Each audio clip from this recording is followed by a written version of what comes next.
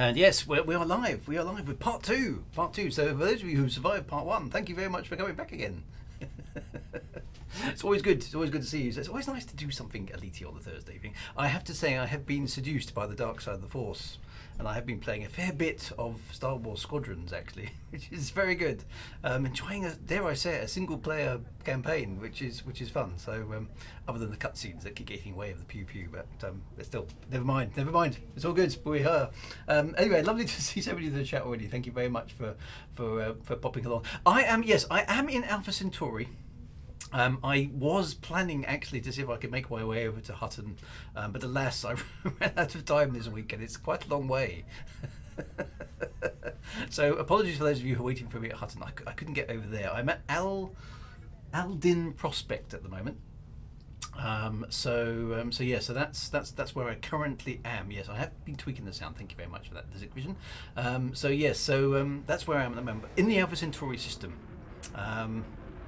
Here, without permission from the Hutton orbital truckers, I have to say. So I hope they won't mind me gate crashing their star system. But all homage to the Hutton orbital truckers and their custodianship of Alpha Centauri. They do some cool things. The guys raise lots of money from charity. They're headed up by some complete nutcases. I'm sure they won't mind me doing that. In fact, I think they're run by a dog, Lord Alvin himself. His fluffiness, all hail his fluffiness, Alvin. Yes, Alvin is the dog who's in charge of the Hutton orbital truckers, and I know many of them personally. Great guys. So for the mug, obviously hashtag for the mug. So we must put that in the chat just because we're here. We're in Alpha Centauri. Hang on, there we go. There we go. Hashtag for the mug.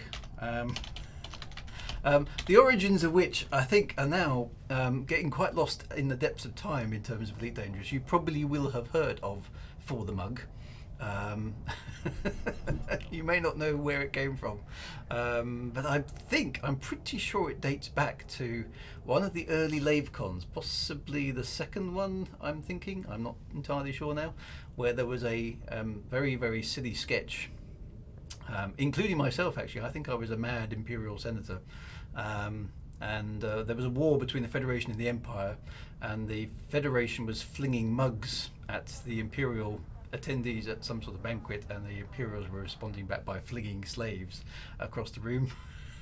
And I think I'm right in saying that's where For the Mug originally started from. It's sort of been adopted. So anyway, that might not be right. That's what I recall, and it's sort of associated now with the Hutton orbital truckers. And if you go to Hutton orbital, alas, there were no free anacondas when I was there. That's not to say that there aren't any, but I didn't find one.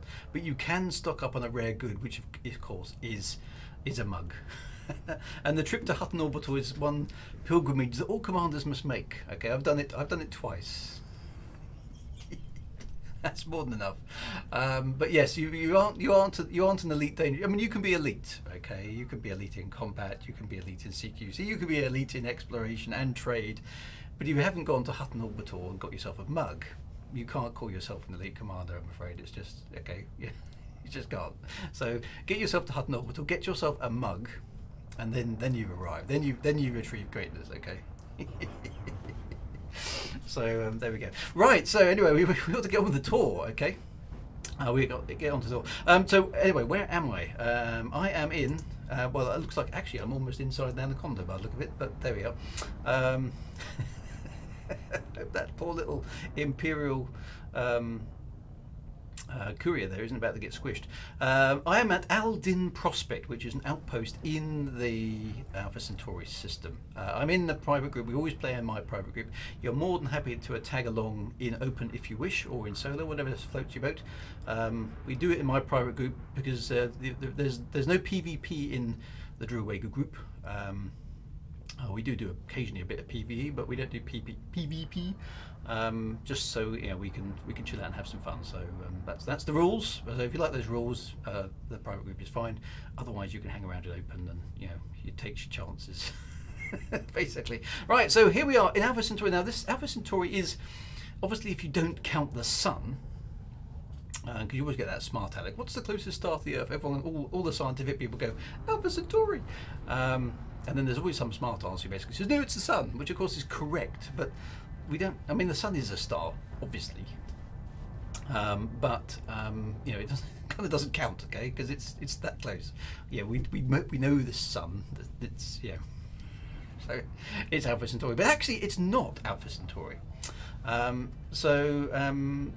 the Alpha Centauri system is the closest star to the Earth, Alpha Centauri itself isn't the closest star to the Earth. So while there's a bit of a ship sandwich going on that side, have a quick look at the system map, because this is the nearest star to Earth, Proxima Centauri.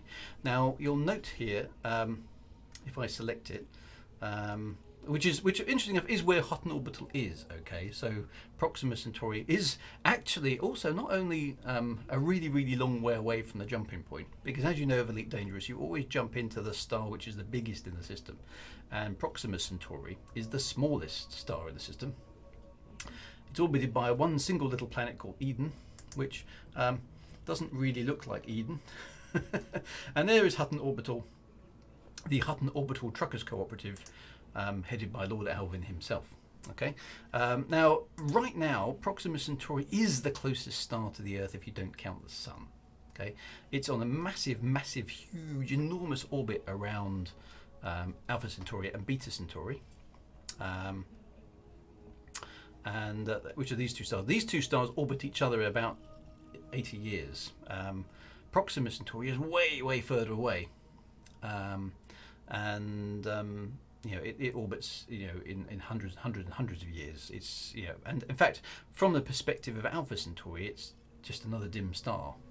It's so far away, and it's not particularly bright. But its orientation at the moment means it's the closest star to the Solar System, other than the Sun. So there you go. There's your first factoid. Okay. But yes, if you haven't been to Alpha Centauri, you have to go to Hutton Orbital once. It's an amazing place. Yeah, definitely worth a visit. It's one of those places you've got to go to as an elite commander. Okay, and if you haven't been, then you who are you? You're just not anybody. Okay, you've got to go to Hutton Orbital. So anyway, the other thing, there's a few fleet carriers around here as well. The JMC mining ship Red Dwarf is here, which is quite cool. Who else we've got here? The Tanilorn, that's good. Zero Dawn, Sehirov. I like the names that people come up with here. The Brazen Hussy. Now that sounds like a fun place to be as well. Nemesis Rogue, Neko Wars, Solitude, the Delphic Drifter, NSC Pinus Contorta. Don't know what that means. HMS Victorious. Yes, excellent. Artemis Port, Ishimura, the Rising Sun Systems, the Pillar of Eternity, and Calypso. There's some good names. The Johnson Mobile, Serenity, yay. AE Mega, Bowhead, Vartalon, the Absolution, yay. The Absolution, props for the Absolution. It's always nice to see the Absolution. Probably my most familiar, most doctor at the fleet carrier by this point. The Agamemnon. I like that name. Hutton Orbital 2. Happy at you. The Odin, Abiona, and Repairs and Restocks. There we go. Can you just jump your fleet carrier to Hutton and skip the Super Cruise? I don't know, actually. That's a good question, actually. There's getting a little bit crowded here. Let me just back off away so we can see all these wonderful ships all squished up. Look at that. So yeah, the other thing that you must do now, if Commander Bograt is on, or any of the Hutton truckers are actually in the chat, they can tell me what the record is. Now there is a competition of a speed run from the jump-in point, which obviously is the Alpha Centauri star up here, to Hutton Orbital itself, which I think includes docking. So you know, there's a competition. How fast can you get from here to here and land? And I don't know what the record is, but it's that's a competition as well. So if you fancy another challenge, there we go. Commander Bograt is a Hutton trucker. I know him well. The fastest run is 1 hour 22 minutes and 31 seconds. So there you go. There's something to beat. Okay. if you fancy it. But yeah, it's quite a long competition. 1 hour and 22 minutes. So I am Calvin that says I'm Drew Wager and the Absolution is my favourite fleet carrier in the galaxy. So it's just been around all the way through the Astro. Yeah, it's one I remember very much. I mean, there's been some wonderful fleet carriers and Salome's Requiem and things like that. Lovely, wonderful names. But the Absolution seems to have been in every single episode, I think. There we go. And the Wimbledon Common has been around a few times as well, which is awesome to see. Right. So before we go anywhere, let me just set the scene, okay? Because last week we were tooling around the Sol system, and now we're not. So here, if I give my computer a moment to respond. There we go. This is Stellarium. This is a planetarium simulation software. Now this is a view from where I live now. Okay, assuming there aren't any clouds, which of course, being an Astro Tour, there are clouds. And looking south from my house, I can see Saturn and Jupiter. And I can see Mars actually. So we've got 3 planets, places that we actually visited last week. We can actually you can actually see in the sky for real at the moment. They're a little bit low down in the sky because of the orientation of everything. There's the angle of the Milky Way. Altair is a place that we will go on the tour in a bit of time. But you'll notice there's Arcturus, again, places that we will visit on the tour. There's the Plough. That's actually next week's subject. We'll be going around the Plough. Capella and part of Orion. You can just see literally there the Pleiades star cluster coming up over the horizon, which is something that we'll be also investigating as part of the Astro Tour. But Alpha Centauri, alas, although it's the nearest system to the Earth, from my house can never be seen. Really annoying. Can never be seen because and now my graphics cards. I mean, it's like wobbly because it's too far down in the southern hemisphere. So what I have to do is I have to magically turn the ground off, as you can see there. In fact, there you are. You can also see Achenar. Achenar I cannot see from my house, which is a bit irritating. But I have to, you can see down here. In fact, in this system, it's called Rigel Kentaurus for reasons that I do not know. But from Earth, which is where this simulation is set, it is it's a reasonably bright star. It's not like hugely bright, but those are it's marked out as a double star, which is the main components from Beta Centauri. As you can see, this object never rises. I can't see it from my house, which is a bit annoying. My sister actually lives in Sydney. And I was lucky enough when I was down there to go and see it. And so I took a trip down to a beach with a pair of binoculars and saw with my own eyes Alpha Centauri. So I have seen it. And it looks obviously just like any other star. But there was something a bit, I don't know, moving, kind of like significant about going, that's actually it. That's it there. And it was just a dot in the sky. I did at the same time see the Southern Cross, which is this little constellation here. And obviously Achenar is where the Empire starts in Elite Dangerous, which is another star that we can't see, unfortunately, from the UK. So Alpha Centauri has lots of names. Rigel Kentaurus, Bungula, Tollyman. It's got a HIP code, it's got an HD code, an HR code, and a WDSJ code as well. So, plenty of names, okay? So how far south would you need to be to see Alpha Centauri?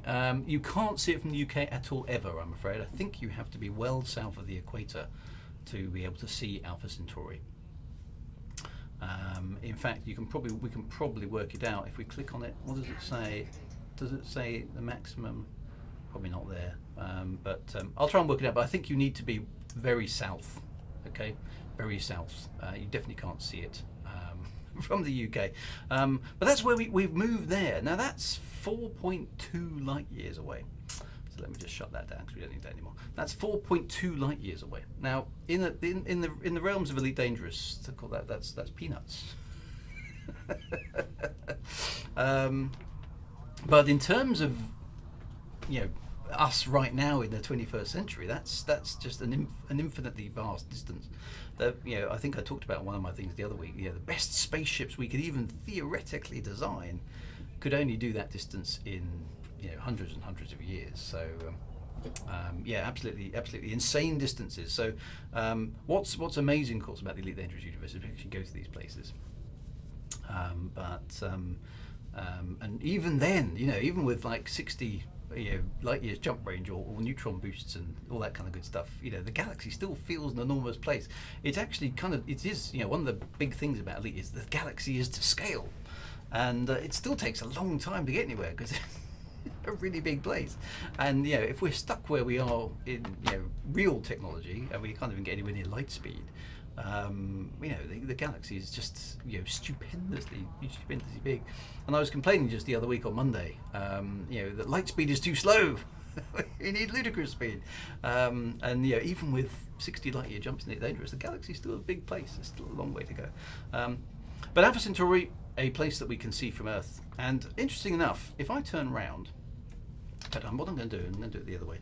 Let me just go to the galaxy map. Now this I found quite intriguing.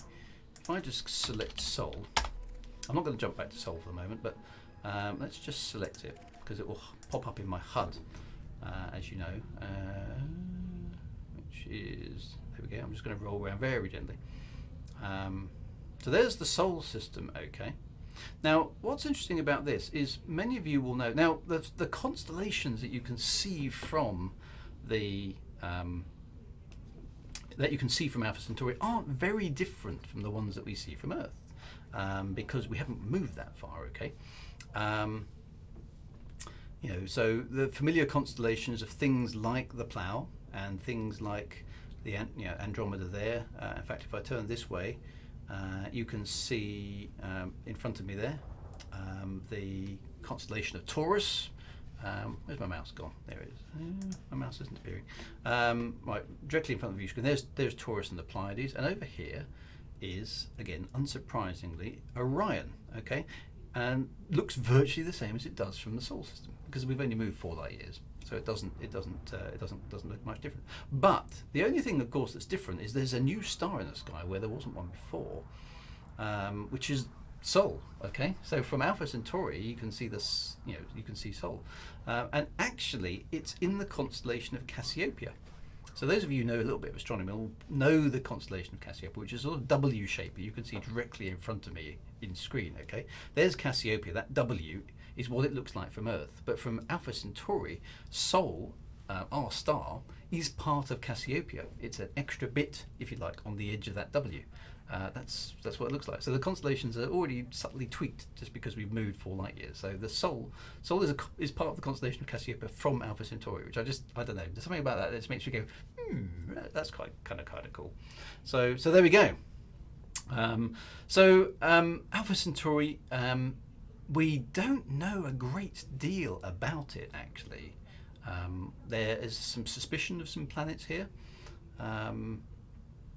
Which came as a bit of a surprise because the astronomers originally thought that having 2 big stars orbiting each other quite close would disrupt planet formation, but actually it appears not to have done. So there may well be planets in the Alpha Centauri system. We're going to have to, one day try and image it and find out. But it's an obvious target for the first ever interstellar space probes that we make. But of course, right now, are we going to be doing anything like that? It seems unlikely in the short term. We've got to muck around with the planets in the solar system first. I'd love to see an interstellar probe, but it's a bit beyond our means right now, I think. A bit beyond our means. You have to wait and see. So Cassiopeia should be renamed Squiggle, I think. So anybody living in Alpha Centauri possibly has a completely different name for the Cassiopeia system. So there we go. Right, so our first stop to Hyperspace 2 is actually a very, well, it's famous but not so much in Elite Dangerous, but it is famous in another sci-fi franchise. We are going to go to the Wolf 359 system. No prizes for there we go. Where's my select? Come on. Oh, stupid computer. Does that sometimes. There we go.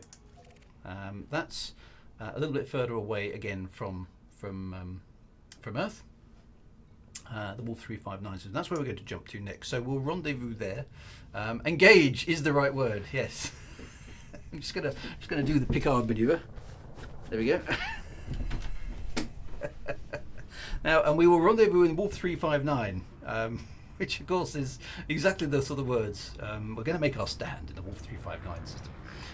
So there we go. So here we go. Head for the Wolf 359 system. That's where we're off to first.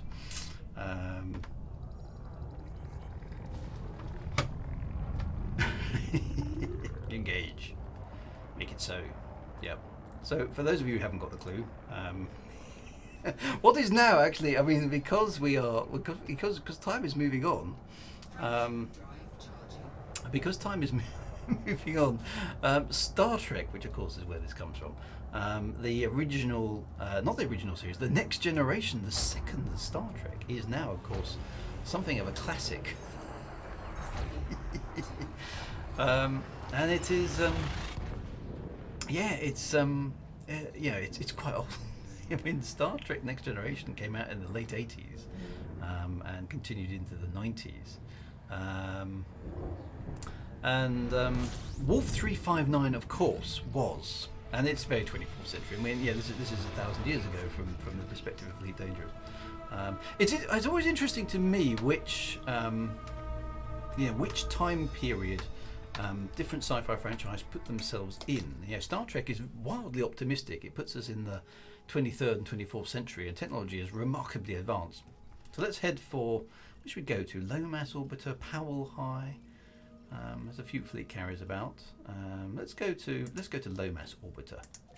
Low Mass Orbiter. I assume that's not a play on words. There should be a bunch of bits of debris floating about, shouldn't there?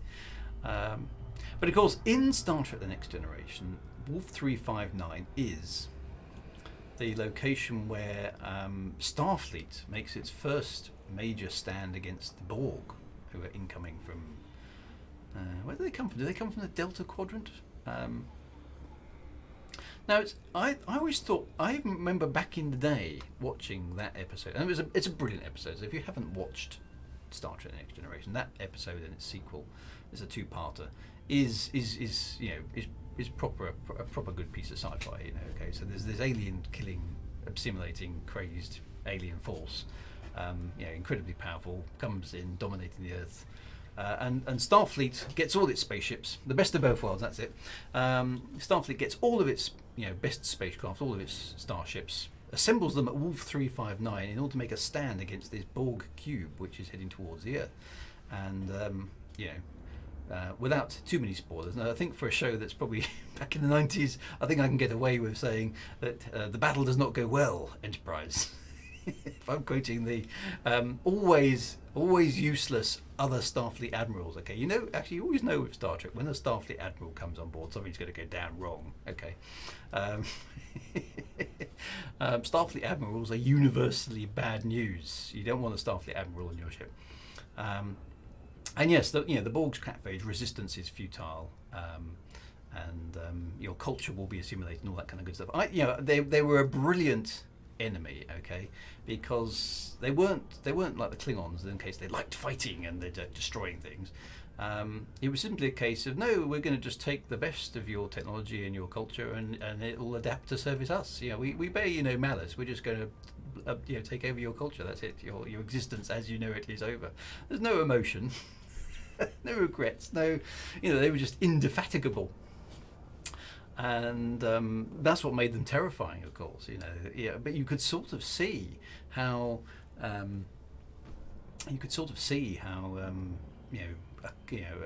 organic creature could go like that. Okay, so allowed technology to alter its sort of perception of things to the point where it didn't care; it just wanted to improve itself, which is pretty scary stuff, actually. So I think that's why the Borg always made a good enemy. Anyway, the Enterprise, of course, saves the day by infiltrating the Borg cube and shutting it down and then making it blow up for reasons that aren't quite there. Now, whoever that was has given me a fine for reckless flying. Thanks. I do think the crime of punishment in Elite Dangerous is most amusing. I didn't. Whoever that was going past so fast was.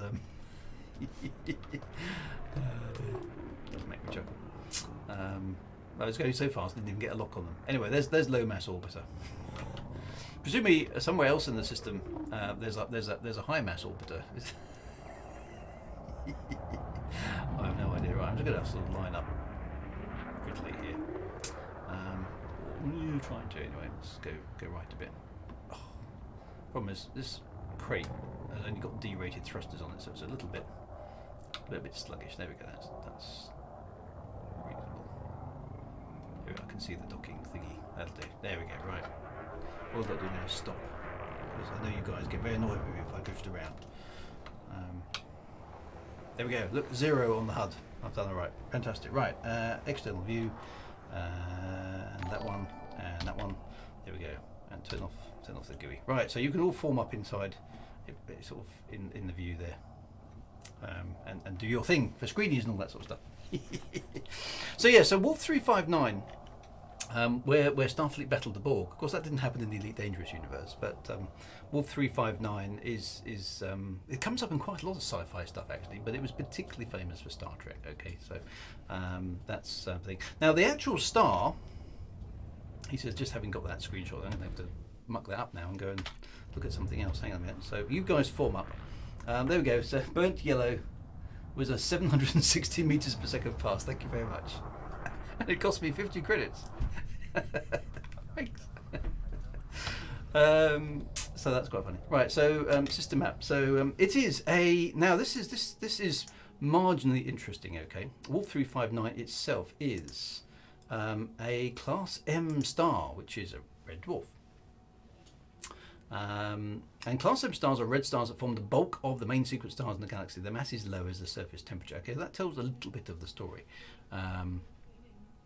And you know that it's a fairly ordinary star in that sort of sense. Okay, you know, I don't think there's anything all that significant about Wolf 359 from an Elite Dangerous perspective, but you know, it's not far from Earth. There we go. We can see Campbell's claim and some other various bits and pieces as well. And there we have it. So let's have a look at it from the galaxy map, just to see if there's anything there, because there's so many stars I can't remember anymore. There we go, Wolf 359. No system description is available, so it's not hugely significant from Elite Dangerous perspective. Now, the interesting enough, the interesting thing from a Star Trek perspective is I don't think the Star Trek writers did their homework very well here, because if I knew a Borg spaceship was coming in from the Delta Quadrant, now I don't know where the Enterprise was. I think it was called J25. Somebody will be able to tell me where they intercepted the Borg for the first time. Now, assuming the galaxy is kind of structured, the Delta Quadrant, the Borg was supposed to be out there somewhere, okay, coming from the Delta Quadrant towards the Earth, okay. So an obvious place to intercept the Borg is somewhere between Sol and the Delta Quadrant, right? So even if you don't get very far, and let's say the Borg have managed to get into the Alpha Quadrant before we even know they're coming. I'm not quite sure where they were, okay, but look at Sol here. It's there, and then kind of look at where Wolf 359 is. It's sort of where's Sol? I can't even see it. Is that Sol? There's Sol. There we go. So if I rotate the galaxy map round, Wolf 359 isn't between the Delta Quadrant and Sol. It's sort of above and to the right, if that makes sense. So unless the Borg were doing something really, really weird by sort of coming down from the top up here for some strange reason, Wolf 359 is not the obvious place to stage a defense of the Earth. You'd be better off heading out sort of oddly enough over towards Lave. And of course Lave doesn't exist in the Star Wars universe, but you know, something over this way would be much better. But Wolf 359 does sound cool. Like, we're going to meet at Wolf 359, but actually, and you know, to be honest, it's not very far away from Earth, is it? So it doesn't give a great deal of time for any kind of build-up. Okay, I don't know where I don't know where the Enterprise was, but Wolf 359 is, as we've shown, is right next door to Earth. So if the Borg get past the fleet at Wolf 359, which of course they did, It's like, there should have been no way the Enterprise could have caught up, because the Enterprise should have been way out here somewhere. So I don't know. That bit that doesn't work, and I know Star Trek doesn't often kind of work anyway, but it's just a curious observation that nobody looked at an actual star map, I don't think, when they decided that Wolf 359 was a cool place to be. But anyway, so that's the science fiction. What about the science? Okay, because this is an Astro Tour, so we need to do a little bit of science.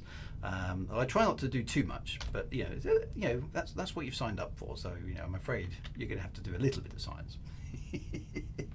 Okay, so the Borg were already in the Alpha Quadrant. Yeah, it would have been definitely the battle. Wouldn't it have been the battle of Lave? Yes, that would have been quite cool. I think the Star Trek writers didn't expect others to have star maps. Yeah. But they should know by now, okay, that sci-fi geeks are going to look these things up. Where's Wolf 359? Now, interesting, Wolf 359 isn't very far from Earth, okay? Not very far from Earth at all. It's about 8 light years. But you can't see it from the Earth. You can't see it from the Earth. Not with your naked eye, anyway, because it's way too faint, okay? Red dwarf stars are between about a quarter and half of the mass of our sun, but they're much, much cooler. Okay, much, much cooler. They are. The surface temperature of the sun is about 6,000 degrees Celsius or centigrade, and a little bit less than that in Kelvin, depending on how you want to measure things. I think in the UK we tend to use Celsius. I think the Americans use centigrade. They're both the same thing. Kelvin, of course, is the same scale, but offset by a factor of 273 in a negative direction, because Kelvin starts at absolute zero being zero, whereas centigrade and Celsius start with zero being the freezing point of water, which is slightly different. So when you can say it's freezing, you can say zero centigrade, but it's actually positive 273 Kelvin. And yeah, Kelvinate, you're exactly right. So the fans will scrutinise every detail. So I'm sure somebody else must have commented somewhere along the line. Wolf 359. That's a daft place to hold an invasion. But there we go. So red dwarfs. Okay, red dwarfs are interesting. Now I know quite a little bit about red dwarfs because I've studied them in some detail myself. And they're much, much cooler than the sun. The surface temperature of our sun 6,000 degrees. It's a G-type star, which means it's a sort of yellow stroke white colour primarily. It's emitting most of its radiation in ultraviolet and visible light, and quite a lot of infrared. But a red dwarf star is much, much cooler, okay? Much, much lower mass, which means it doesn't have the gravity to sustain the fusion at the same intensity that stars like the sun do. And in fact, there's a scale in terms of how big the star is and how strongly the fusion reaction is proceeding. Red dwarf stars are barely enough to sustain fusion, but they do sustain fusion, which gives them out energy, which you can see. The category below that, and you will have seen these on your travels, because Elite Dangerous shows them as brown dwarf stars, which you can't fuel scoop out. Okay, so the M stars, these red dwarfs, are the lowest rank star that you can do a fuel scoop at, and that's probably been done because of this fusion issue. Okay, so brown dwarf stars are sort of failed stars, really. They're almost planets, but they kind of glow a little bit in the infrared, whereas M stars, these red dwarfs, are actually stars, but their fusion is at a much, much lower level than the sun. Now this means a few things. A, the star is quite a bit smaller. It's massively, massively fainter as well. Okay, so if you put a red dwarf star where the sun is, it would just be a faint red glow in the sky. Okay, it wouldn't be casting daylight shadows like we used to. It would be brighter than the moon, but it wouldn't be. It would still be pretty dull. Okay, it wouldn't be very bright at all. The amount of heat these things give off compared to the sun would be much lower as well. The amount of total radiation that a red dwarf gives off is far, far lower, like about 5 to 1% of what the sun does. They are very, very faint, slow burning, if burning is the right word, types of stars. Okay, now that means they last a long time. Okay, So where a sun, the star like the sun. Now we've had the sun for about 5 billion years, I think it is, and about a third of the age of the actual universe, I think it is. And we think our models predict that we're about just under halfway through the sun's life cycle. So the sun has a lifetime of about 10 billion years. Okay, which is quite a lot of time. Okay. Really big stars, and we will visit some really, really big stars along the way, can burn through their fuel in just millions of years. So the bigger the star is, the faster it burns its fuel, the more energy it chucks out for sure, but they can burn through their fuel very, very fast. By comparison, of course, a red dwarf is outputting, its power output is like 1 to 5% of the sun. So these stars last incredibly long time. These stars last for hundreds of billions of years. So when, in the far distant future of the universe, there won't be any bright stars left. They'll all have burnt themselves out. All the stars like, the blue-white giants and, all the big stuff like that, even stars like our sun, relatively in the final analysis of how long the universe is going to be, will be long gone. Okay, when the universe is a few billion years older, and then the entire sky will belong to the red dwarfs. Okay, so the entire sky will just be this faint, dim red glow. There won't be any bright stars left.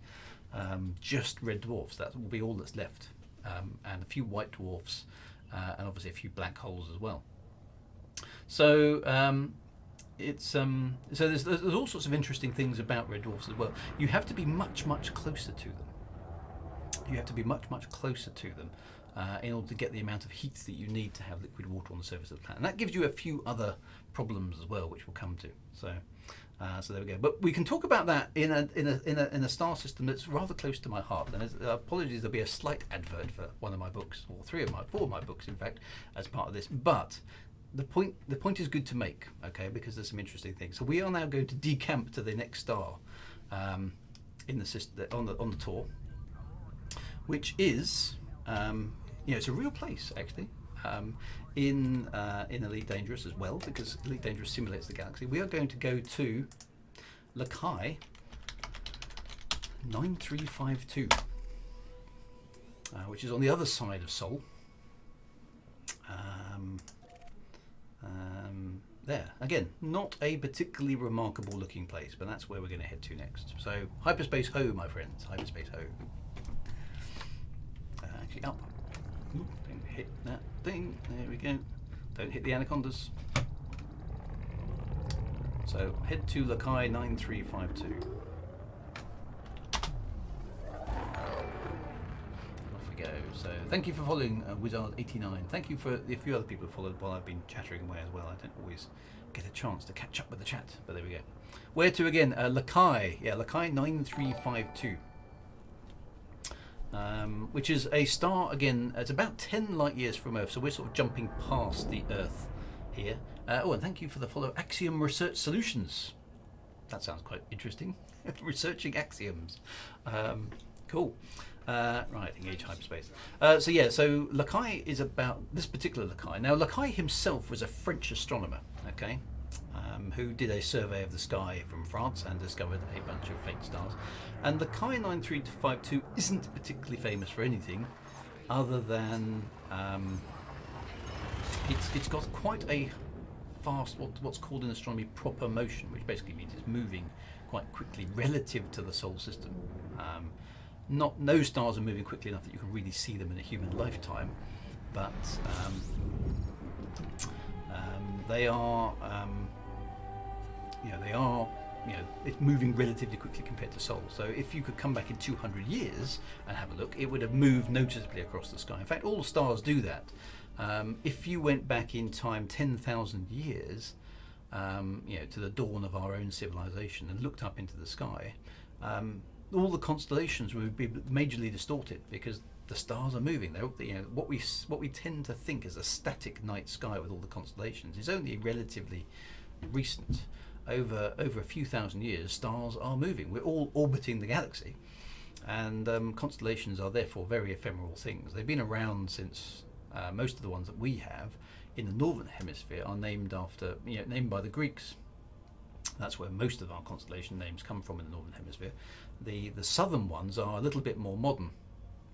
So if you look at any kind of star map, you'll notice that in the Northern Hemisphere they're like named after Greek myths, Andromeda and Pegasus and Orion the Hunter and all those kind of things. And there's lots of stories associated with them. But if you go into the Southern Hemisphere, you'll notice the constellation of the clock and the constellation of the microscope and things like that. Of course, had the constellations been done in more recent times, you probably would have had the constellation of the the laptop PC or the iPad or something like that. But yeah, they seem to have used relatively common things, workaday items in many cases in the Southern Hemisphere. So all those sort of things. Right, so we are here in Lacaille 9352. Now this is another red dwarf. Now this one's particularly close to my heart because I have written a sci-fi series that's set in this system. Nothing to do with Elite Dangerous, I stress, but I was particularly captivated by the idea of habitable worlds being in orbit around red dwarfs. Now, based on what I said when we were in Wolf 359, I think, well, red dwarf doesn't sound like a great place to have a habitable planet. And in some ways you're right, because if you put an Earth-like world where Earth is in a red dwarf system, it would freeze within a few days, okay, because there's not enough radiation. These stars are too faint. So to have an Earth-like world that can stay warm enough in a red dwarf system, you have to put the planet really close to the star, okay, really, really close to the star, to the point where it's got an orbit of about 8 days rather than the 365 that we have in the solar system. You have to have the planet really, really close to the star. Okay, so that's a thing. What that does is something strange to the planet. Now you're probably familiar with the moon always having the same face towards the Earth. Okay, and that's a process called tidal locking, where the orbital period, due to push and pull effects on the actual, caused by gravity on the object, slows the rotation of the object until it matches the orbital velocity. And the result is that one side of the object always faces the larger gravitational source. So what's happened with the moon is that it rotates around the Earth once every month, and it rotates on its axis once a month. So from the perspective of the Earth, it appears to always be facing the same way. So we have the side of the moon that we're familiar with. No, it's not the same as mass locking. No, tidal locking is slightly different. Now, what happens in a red dwarf system with a planet close enough to the star to be warm enough is the planet gets tidally locked. Okay, so you have one side always facing the star and one side always facing away. Now, on an Earth-like world, that gives you a rather interesting scenario, in that the sun is always in the sky. Okay, and the sun's baking down on a point on the surface, and then from that point all the way around to the edges is like a permanently lit zone, but the sun never moves in the sky, so you don't have seasons, you don't have nighttime, daytime, any of those kind of things. I was basically interested, what would life be like on a world like that, because you can't navigate traditionally. The seasons don't come and go like they do on Earth, etc., etc., etc. So that was the setting of my sci-fi series, and I set it here. And the only reason I set it in this system, and that's the Shadewood Saga you've seen advertised on my starting board. But the only reason I set it here was because I went on to a Wikipedia list of places where science fiction stuff has been done, and this was about the only star system near Earth that hadn't been used. So that's why I basically went here. Now, alas, in Elite Dangerous, the star system that I postulated doesn't exist, unsurprisingly. But oddly enough, there is a planet relatively close. Okay, here called Jennings Rock, and there's actually a fleet carrier that we can rendezvous at. So let's rendezvous at the fleet carrier Arcadian in the Lacaille system, and we'll pick it up from there. The Arcadian. So that's a nice name as well. Oh, actually, I'm already in fuels. I can use my funky thingamajig, can't I? My Super Cruise Assist, there we go, that allows me to keep talking, which is a jolly handy thing on the Law Tour. Cyber 40, thank you very much for the subscription, that's really good.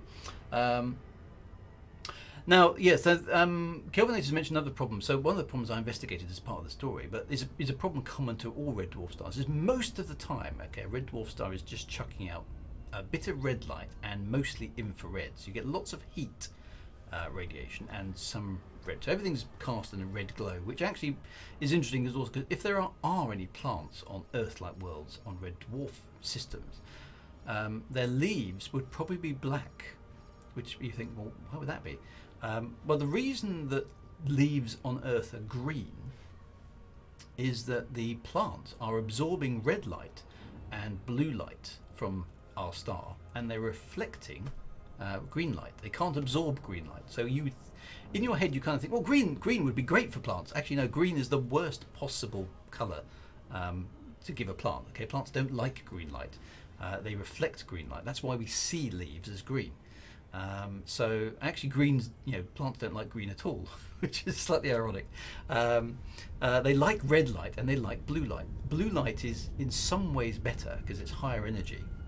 And they can basically they take it in with carbon and oxygen, and they turn it into sugars. Okay, sorry, not they're taking carbon dioxide and combine it with other things to make sugars, and they release oxygen as a byproduct, which is jolly handy for us because if they didn't, we wouldn't be here. But in a red dwarf star, there isn't any blue light, hardly any blue light at all. So the only thing that a plant can use in a red dwarf system is red light, okay, and therefore it would absorb as much red light as we could, but because there's nothing else therefore to reflect, the plants would appear to have black leaves, which is one of those kind of weird things. So you've got to imagine all the vegetation on Earth. If it adapted to life on a planet around a red dwarf, the leaves would be black for efficiency. So it would be an odd thing to see. Anyway, so I don't know who the Arcadian belongs to, but it's nice that it's here. It's in the right position because I want to be able to do. We don't have a planet in quite the right place for what I wanted to kind of really do with this. But the Shadewood novels actually take place in I think about the year 4500, so actually 1,000 years on from Elite Dangerous in a time like, obviously it's not the same universe either. So those are differences as well. So let me just lower myself down a little bit. Don't want to bash the fleet carrier. I know it's down there somewhere. There we go. So we can look over the bows. Almost hit the bridge. Look over the bows of the fleet carrier there with Lakai 9352 in the background. While I do this next bit. So H, there we go. There we go. Which gives you some nice silhouette shots of fleet carriers and stuff. But actually here we're quite a long way out. Now there's a feature of all of these exoplanet systems, which is something that Elite Dangerous, oddly enough, doesn't seem to do very often, which I find a little bit surprising given that the Stellar Forge, the tool that makes Elite Dangerous work, generated systems, is supposed to be based on quite a lot of kind of actual evidence. There's not much of this in Elite Dangerous. And I'm talking about something called hot Jupiters.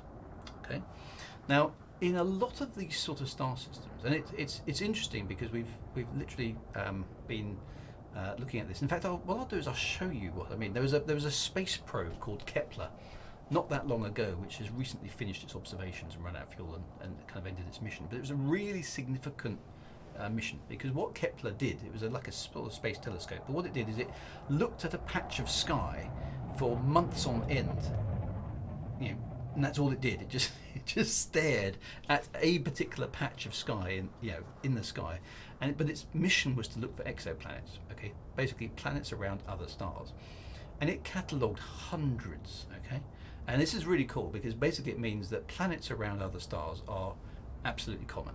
We're seeing them everywhere, which is something we didn't even have any way of doing 20 years ago. 20 years ago we had no idea whether or not there were any other planets in the universe at all, whether our solar system was strange, unique. And our first thought, based off all these observations, actually no, our solar system is not all that unusual. Virtually every star out there does seem to have planets. Okay, and which is really good. But since Kepler, since we started analysing the data coming back, it appears our solar system is quite unusual. We tend to think of the configuration of our solar system. Okay, so we've got 4 rocky planets: Mercury, Venus, Earth, and Mars, in relatively close orbits to the Sun, and then we've got our big gas giants further out. Okay, as a, we're very familiar with that, so we kind of tend to think of that as normal.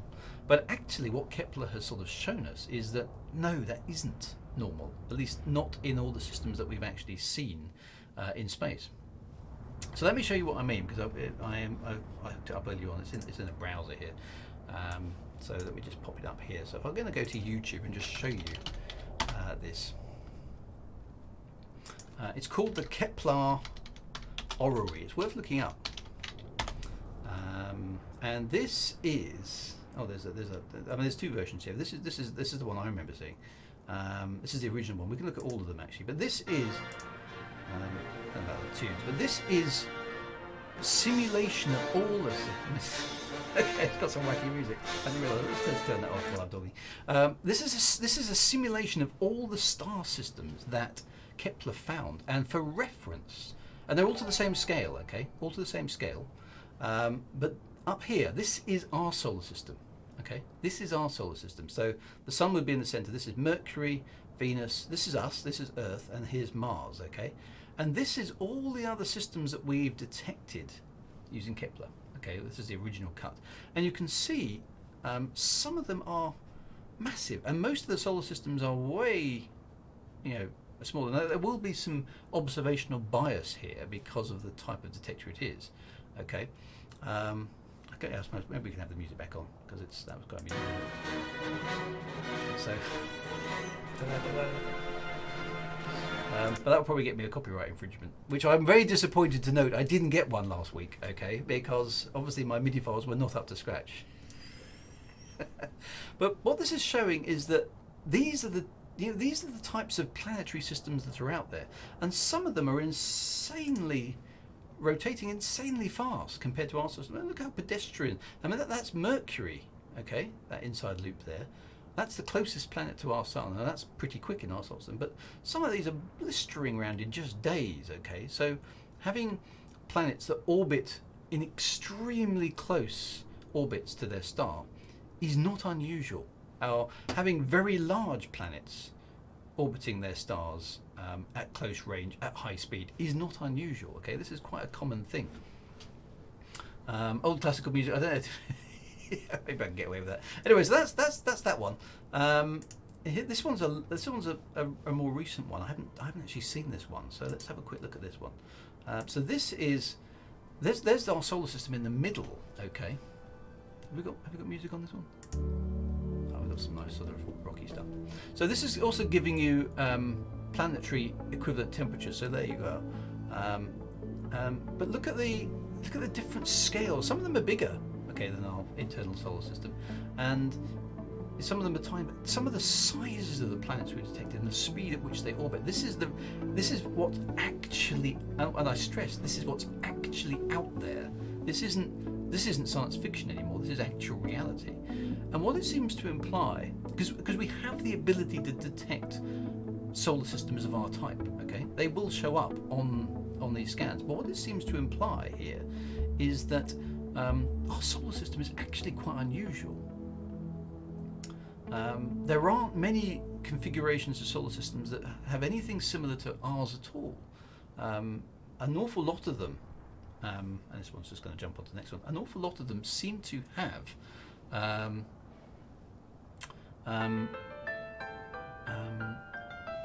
big planets, big gas giants in very, very close orbits to the star.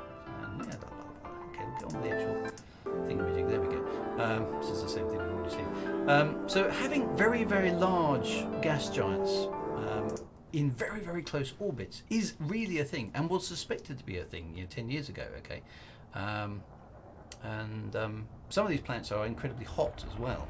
But you can see our solar system is unusual in this company. Okay, this is unusual in compared to everything else. So For my science fiction series, which has already proved to be wrong, by the way, which is always the danger of writing science fiction, is that because we've actually had a look at the Lakai 9352 system now, and they've detected some planets there, and they don't match up with what I put, which is kind of annoying. But hey, that's what happens, isn't it?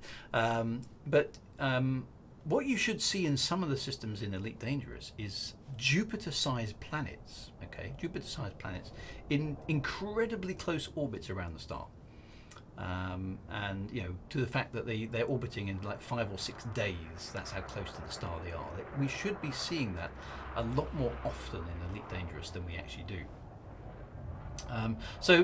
Meteor Hollow, for those of you who don't know it, it's worth a visit. I won't spoil it on there for those of you who haven't been there, but most of you will have been. Meteor Hollow is a bug in Elite Dangerous, which has been kept because it's cool. But not quite that quick. But there are systems that the orbital velocity, you would notice minute by minute that things were changing. Okay, they're moving that fast, and so there should be more wacky systems like that in Elite Dangerous. We don't see so many of them as we actually ought to expect. So the universe, that old phrase of Arthur C. Clarke's, I think it's Arthur C. Clarke, the universe is not only stranger than we imagine, it's stranger than we can imagine. Even in a science fiction game, okay, based on reality, there's weirder stuff we've discovered recently in reality than is actually in the game. So that's pretty weird. So all that sort of stuff is quite cool. So red dwarfs and things like that, very interesting. And we have, our science is catching up with the science fiction here. We're detecting all these systems. Now we think in our solar system that Jupiter and was once much closer to the sun than it is now. In fact, it got much closer into the system. And it was only the actions of Saturn that stopped it kind of hoovering in and obliterating all the inner planets entirely. So one of the recent discoveries that astronomers have made is that planets don't stay where they're put. Okay, so we tend to again think of the solar system's orbits as quite static, quite placid. Mercury, Venus, Earth, Mars, Jupiter, Saturn, Uranus, Neptune. Nice and neat and tidy, all in a nice orderly line. But over the course of billions of years, that may not be the case.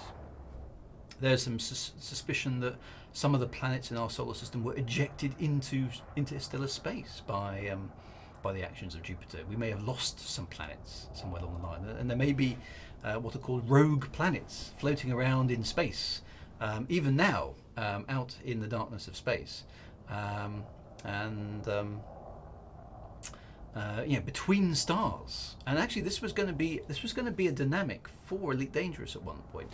If you've read Elite Reclamation, you'll notice that some of the jump mechanisms that I refer to in the book are based on rogue planets. So you can use a rogue planet out in interstellar space as a sort of waypoint to somewhere else. Okay. Now it was never included in the game, unfortunately. I thought it was actually quite a cool dynamic. It wasn't included in Elite Dangerous as far as I know. The original plan in the original design documents for Elite Dangerous was to have rogue planets out in interstellar space as hyperspace waypoints to other stars. So you could sort of jump in these hidden, dark, cold places and use them as kind of waypoints to get to other places by using hyperspace jumps. Unfortunately, that mechanic never actually ended up in the game, which is, I think, a bit of a shame in some ways, because it could have been, they were perfect ambush points and points to have adventures in, but they never actually used that at the end of the day. There's a lovely silhouette of those two ships over there, just in front of the star. That's quite cool. So rogue planets might be out there, planets that are actually no longer gravitationally bound to a star, traveling through the traveling through the galaxy. Who knows? And there could be billions of these things. That's what's also quite cool. Again, those are things that we are aware that probably do exist out there, and are just rolling through. Wouldn't it be funny to stumble across one of those in Elite Dangerous? You're going to get pulled out of hyperspace and there's a planet there. But who knows? Who knows? Those sort of things. So there's one other thing that red dwarfs do, but we'll move on because it's always nice to keep moving.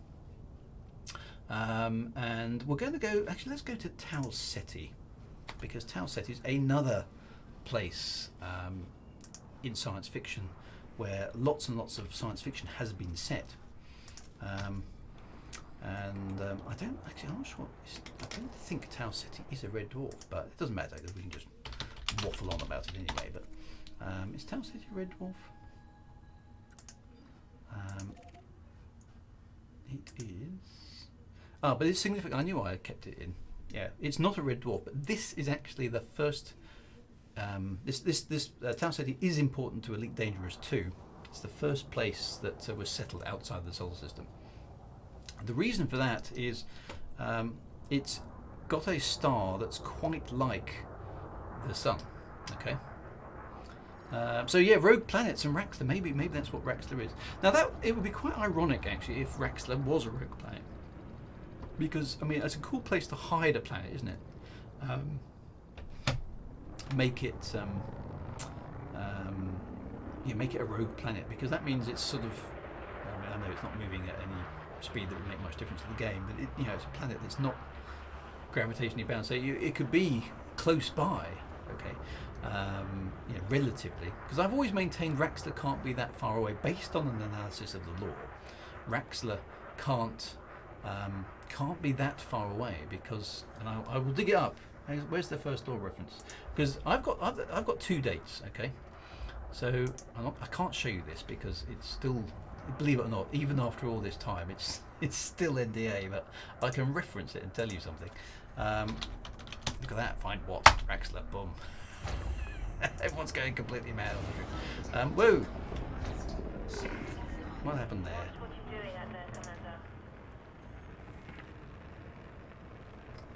What happened to my ship? Was that the club coming to do me in? Yeah, I'll try that again.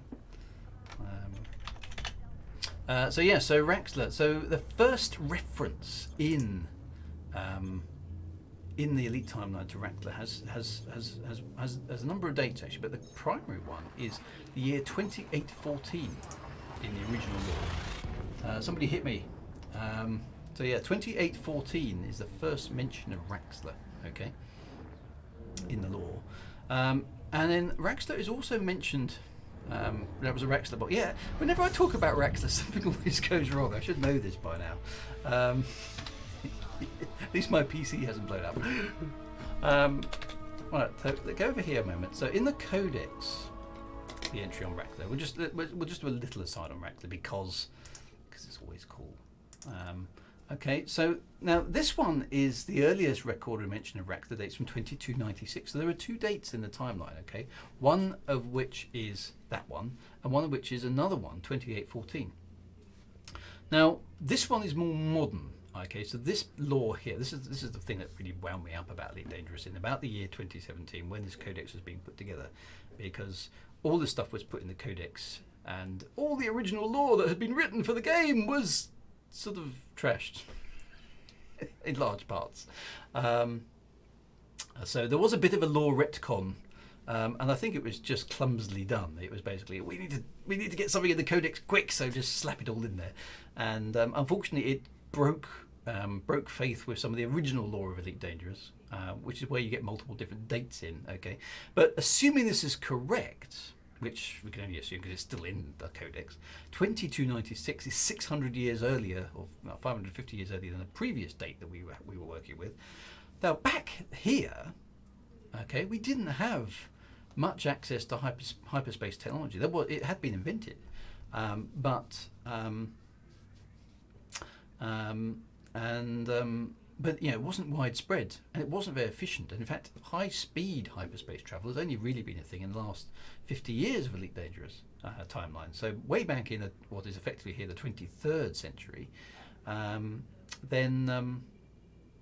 we couldn't have gone that far. Okay, this is crucial for where that Raxler could be.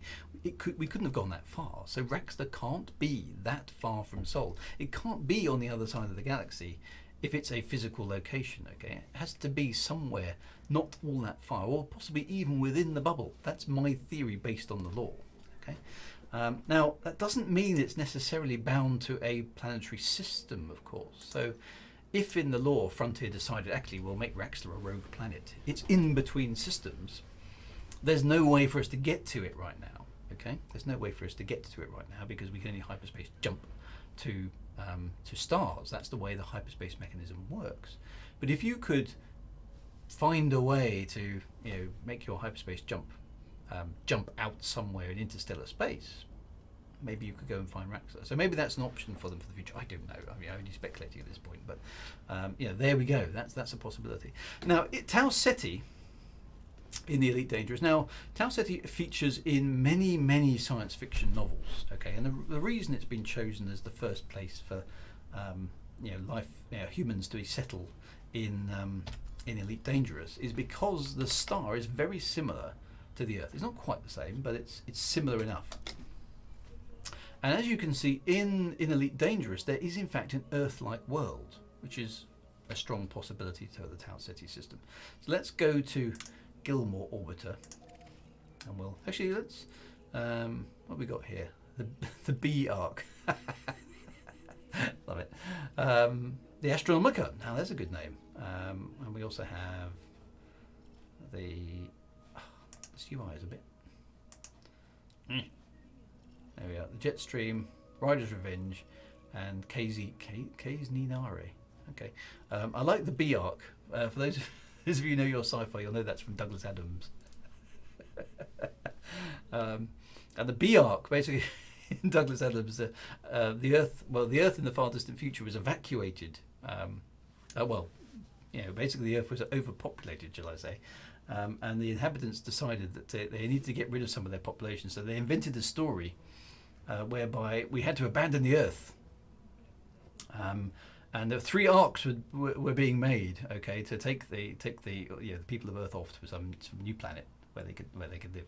And in the A arc would go all the sort of brainy people, the scientists, the boffins, and all the people who really knew how stuff worked. And in the C arc would go all the people who actually did things like plumbers and electricians and builders and all that sort of architects, that sort of stuff.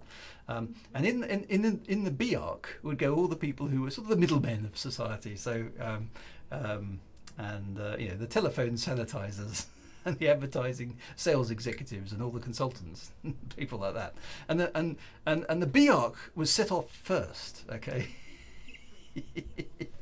Because everyone thought it would be hairdressers were on the B arc, and the B arc was set off first to go and colonize the new planet because everyone thought it would be really nice for them to get established, so that when the C arc and the A arc did finally arrive, everyone could get a decent haircut, which would be extremely important for morale. And oddly enough, it appears only the B arc set out. And the A arc and the C arc were for strange reasons were never in fact ever built, and so the population of the Earth lost all of its middle management. But alas, that population was struck down by a disease that was picked up, ironically, from a dirty telephone. So Douglas Adams, despite poor devil, being the late great Douglas Adams now, was surprisingly prescient. In that, so and that's the B arc. Okay, so if you haven't read, and why haven't you? Okay, the Hitchhiker's Guide to the Galaxy, the Restaurant at the End of the Universe. I'm not sure which one is it in. Is it in Hitchhiker? I can't remember now. Anyway, that whole series. Okay, it's wildly mad and wacky. But it does have not sure what we are. So the B arc. That's quite cool. Anyway. Gilmore Orbiter. Sorry, I'm getting distracted again, as always. That's where we're going to go for the next bit of the local stars. So actually, Douglas Adams also invented, of course, the infinite improbability drive, which was a marvelous invention. And he was taking the mickey out of science fiction authors who were basically always inventing new, faster than light drives. Because of course Star Wars had the hyperspace mechanism, which wasn't new. Star Trek had the warp drive, which of course also wasn't new. Dune had its space folding techniques and using the spice from all that sort of stuff, and loads and loads of other science fiction. And they all were kind of one-upping each other with the invention of different types of drives that could get you around the universe fast enough for the science fiction novel to actually happen. So Douglas Adams, of course, came up with the infinite improbability drive, which is an idea where basically you simultaneously exist at every point in the universe when you switch the drive on, and you simply work out how improbable it is that you will arrive at your destination, feed that number into the infinite improbability drive, and boom, hey presto, you pop out of space at that exact point in space and time, which of course is way, way faster, and as he puts it in the book, stops all that tedious mucky about with hyperspace. The guy was an absolute genius. Probably quite an irritating person, I suspect. I never met him, but in terms of what he wrote, absolutely fabulous. So if you haven't read Douglas Adams, you must read it. It's just one of those things that you've got to know. There's quite a lot of Adamsy humour in Elite Dangerous. Okay, so the ranks. So for example, harmless and mostly harmless are directly linked to Douglas Adams. One of the sequels to Hitchhiker's Guide to the Galaxy, which of course is called Mostly Harmless, and Mostly Harmless is the designation that the Earth has in the universe of Hitchhikers. So apparently there was a guy called Ford Prefect who was sent to Earth from Beetlejuice to do an article for the Hitchhiker's Guide to the Galaxy, which is sort of a space magazine. And he wrote, a lot of detail about the Earth, but because of lack of space, the editorial team trimmed it down. And alas, the only entry that Earth actually has in the Hitchhiker's Guide to the Galaxy is Mostly Harmless. In fact, it was originally just Harmless, and then Ford got it changed, and it now says Mostly Harmless. And humanity turned out to be the third most intelligent creature on the planet. I think that's right. Behind the dolphins and the white mice. So for an explanation of that, you are going to have to read the book. It has what I think is probably the best line ever in any science fiction thing ever. Because there's a point where the Earth is invaded and about to be destroyed by the kind of intergalactic equivalent of auditors, really, and civil servants, which are the Vogons. And someone's fixing my ship up. Thank you very much. The line is basically, as the Vogon ships are hanging over the Earth, the Vogon spaceships hang in the sky exactly the same way that bricks don't, which I just think is absolutely fabulous piece of writing. So you mustn't confuse the Vogons with the Vulcans. Vogons actually have the third worst poetry in the universe, I think. So there's the thing. Don't listen to some Vogon poetry. That's very bad indeed. And there's quite a lot of Adamsy humour in the Elite Dangerous universe. You'll find the odd piece of it referenced. If you find something you think that's very, very odd and wacky, what's all that about? The chances are you've come across a bit of Douglas Adams in Elite Dangerous. And Douglas Adams, I think, would have liked this game because it's kind of we know a lot of it's procedurally generated, and the idea of exploring an entire universe, which is actually, being created from a mathematical seed inside a computer, is something that he would actually, I think, quite have enjoyed. So we shall see. But the late great Douglas Adams, definitely worth a read. So Tau said, I'll just get on to. Let's just finish up on the Red Dwarfs. One thing that the Red Dwarfs do, which is quite weird and quite unusual, is a Z4 box is actually an NPC. That's really cool. Are you the Z4 box? No, I'm just a Z4 box. And I haven't seen him as an NPC. That'd be quite good. And edible poets and all that sort of stuff. Yeah, so he did like Elite. Okay, well that's interesting. I didn't know he'd come across it. Sort of thing that he probably would have done actually. So yes, that's quite cool. And so anyway, so. Full prefect, so we can shoot full prefect. Awesome. I'll have to go and see it. Vogons taste terrible, I'm sure they do. But yeah, so red dwarfs, they do one other thing. Now they most of the time a red dwarf is completely quiescent. Okay, it's just it's like a small heater in space, basically giving off heat and a little bit of red light. But every so often they go completely bananas. Okay. And we think this is due to the way they work and the way the fusion is going on. So if you remember on the sun is quite a lot hotter. The sun shines, fusion is going on at its core. Okay, so without getting too technical, hydrogen hydrogen atoms, hydrogen nuclei are hitting each other, and through a multi-step process are being converted into helium and releasing energy as they do so. And that energy that's released is actually really, really high frequency gamma radiation. Okay, so oddly enough, if you could go into the heart of a star, which of course is impossible because it's millions of degrees centigrade and is ridiculously high pressure, but if you could go into the heart of a star and look around, it would be pitch black. All right, that's the weirdness. It would actually be pitch black to our eyes, okay, because all the radiation that's being generated in there is gamma radiation.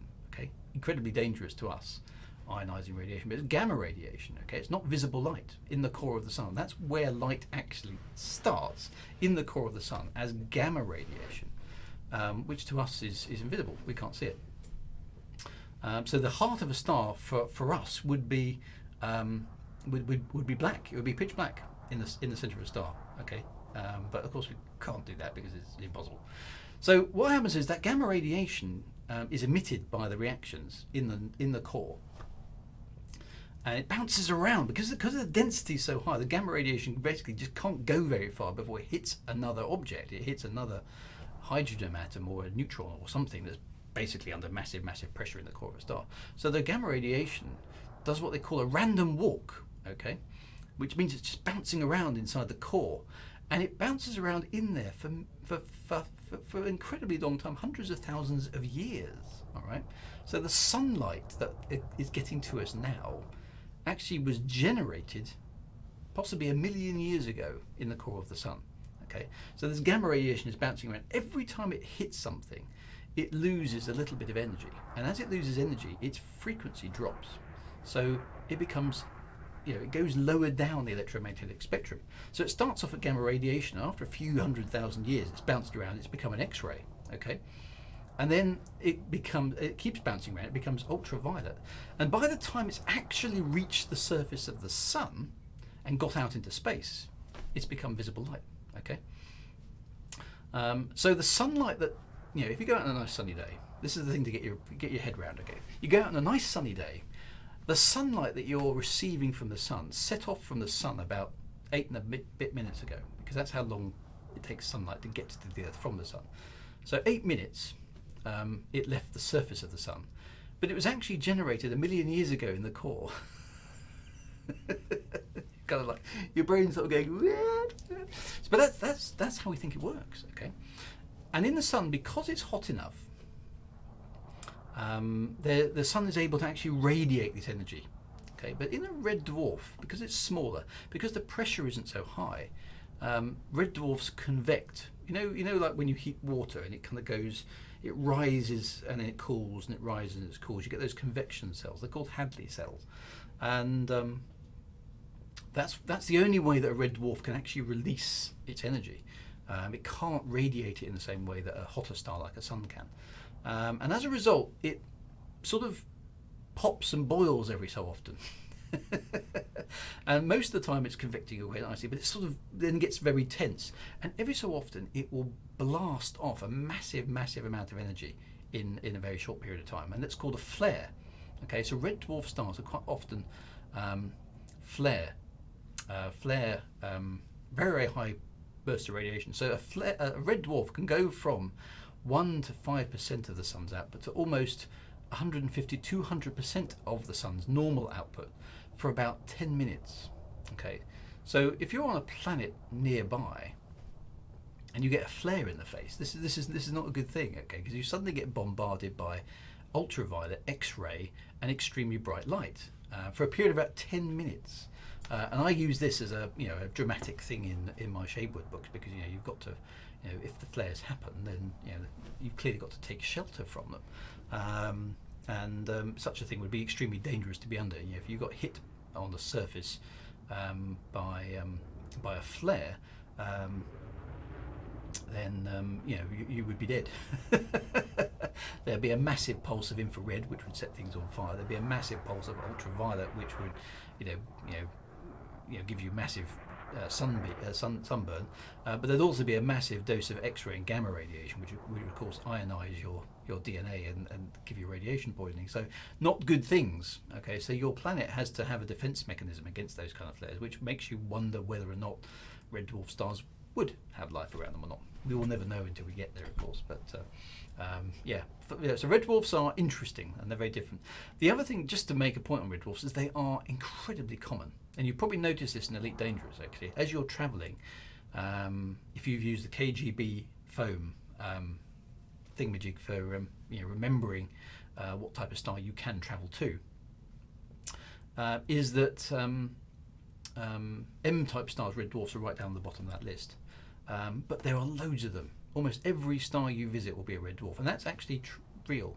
So when if you look at the background there that we're looking at in Elite Dangerous right now, all the bright stuff is the stuff you can see. Those are the kind of the O, the B, K, and the G-type stars, the bright stuff. But there are loads and loads of M-type stars out there that you can't see because they're too faint. They're not very bright. But there's probably 80% of the galaxy is actually red dwarf stars. They're really, really common compared to everything else. And as I've already said, far, far in the distant future, they will be all that's left because all the other stars will have burnt out. So so there's a thing. We're living in a time when we have bright, shiny stars. So we should be grateful. The universe in a few billion years will be a much, much less interesting place than it is now, because all the bright stars will have burnt themselves out, which is a bit of a shame, really. But there we go. So so who knows? So anyway, so my books are all about what would life be like under a red dwarf star, which is so if you want to find it, you can find Shadewood on Amazon and so on and so forth. And if you like your science fiction with a touch of that sort of science, there you go. See what you think of it. But anyway, so Tau Ceti, this is the place that was first settled in Elite Dangerous. And the reason it was first settled in Elite Dangerous is fairly obvious, really, is because the star, where it is, there's an Earth-like world, which is jolly nice. The star itself, there it is quite similar to ours. So it's not the same, it's a little bit cooler, but the star in the Tau Ceti system is similar enough to our solar system, and Elite Dangerous has put a habitable world in the system, which may or may not be there. We don't really know.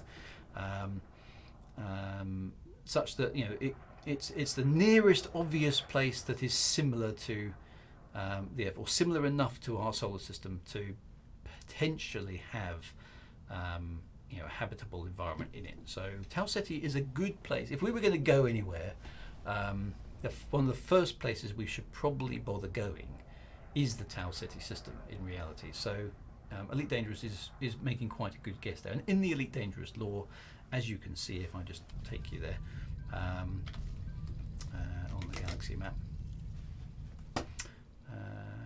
Tau Ceti, there we go. It's the first colony outside the solar system where the first alien life was discovered. So actually they discovered alien life. Of course, being humanity, we virtually wiped it out, which we did cover on the lore tour. And the last remnants are now in zoo enclosures for tourists, and crops cover most of the surface. So unfortunately, we wiped it out. But there we go. So there we are. It's all kind of good.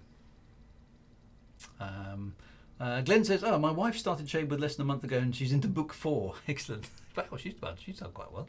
And the biggest problem I have with Shadewood is I read it too quickly." Is it called Shadewood? No, it's called Shadewood. If you look up, actually, I'll just type it in. If you look up the Shadewood saga, you will find it. That's the easiest way to find it. It's on Amazon. It's in Audible as well. The first 2 books are Audible. The third one's coming out next month, I think. The fourth one I haven't yet recorded, so I've got to get my ASP in gear and get that done. But it will be done. So that's. That's another science fiction stuff that I've written, because that's what I do. That's my job. I am a science fiction author. Right, so let's go somewhere else, because there are other places to visit that we need to get to, and we have to organise properly our hyperspace jump. We need to give it a bit more time, because I was a bit rushed last week, because we had a lot of solar system to explore. So let us make our way. I want to go somewhere a bit different now. I want to go to, actually let me fire up my my planetarium and show you where we're going to go next, because it's quite a nice stuff. And I did mention that I wanted to take you to places that are kind of, you know, that I kind of would like to go to.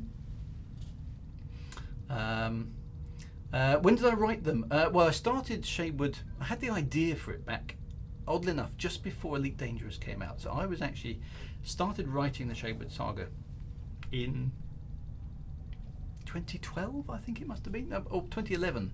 I think I had the initial idea in 2010. I thought, yeah, I need to write that down. Started working on it in 2011, but of course the Elite Dangerous Kickstarter happened in 2012, and I was about 50% of the way through the first book at that point in time, when the opportunity turned up. Would you like to write an official Elite Dangerous book? It's like, well, let me think about that for 5 minutes. I'll go on it. So I did, and so Elite Reclamation, which of course was my first Elite book, had to happen, and that kind of kiboshed Shadewood for a little while. But once Reclamation was finished, I managed to knock out Shadewood 1 and Shadewood 2, and then Premonition came along, which sort of interrupted Shadewood 3. But I got then after Premonition, I did Shadewood 3 and Shadewood 4, and I've now completed Shadewood. It's a 4-book saga. I will be going back to that universe. So what I'd like to do, because there doesn't seem to be much opportunity to write Elite Dangerous books anymore, I'm going to do my own space opera. Okay, so Elite-like, if you like, but set in my own universe. But it will have FTL travel, and it will have you know, political shenanigans in space and space combat and all that kind of good stuff. So it will have some Elite inspiration, I suppose, but it'll pull lots of other bits and pieces in. But that will be another 4-book series that's coming. So I'm planning on working on that next year.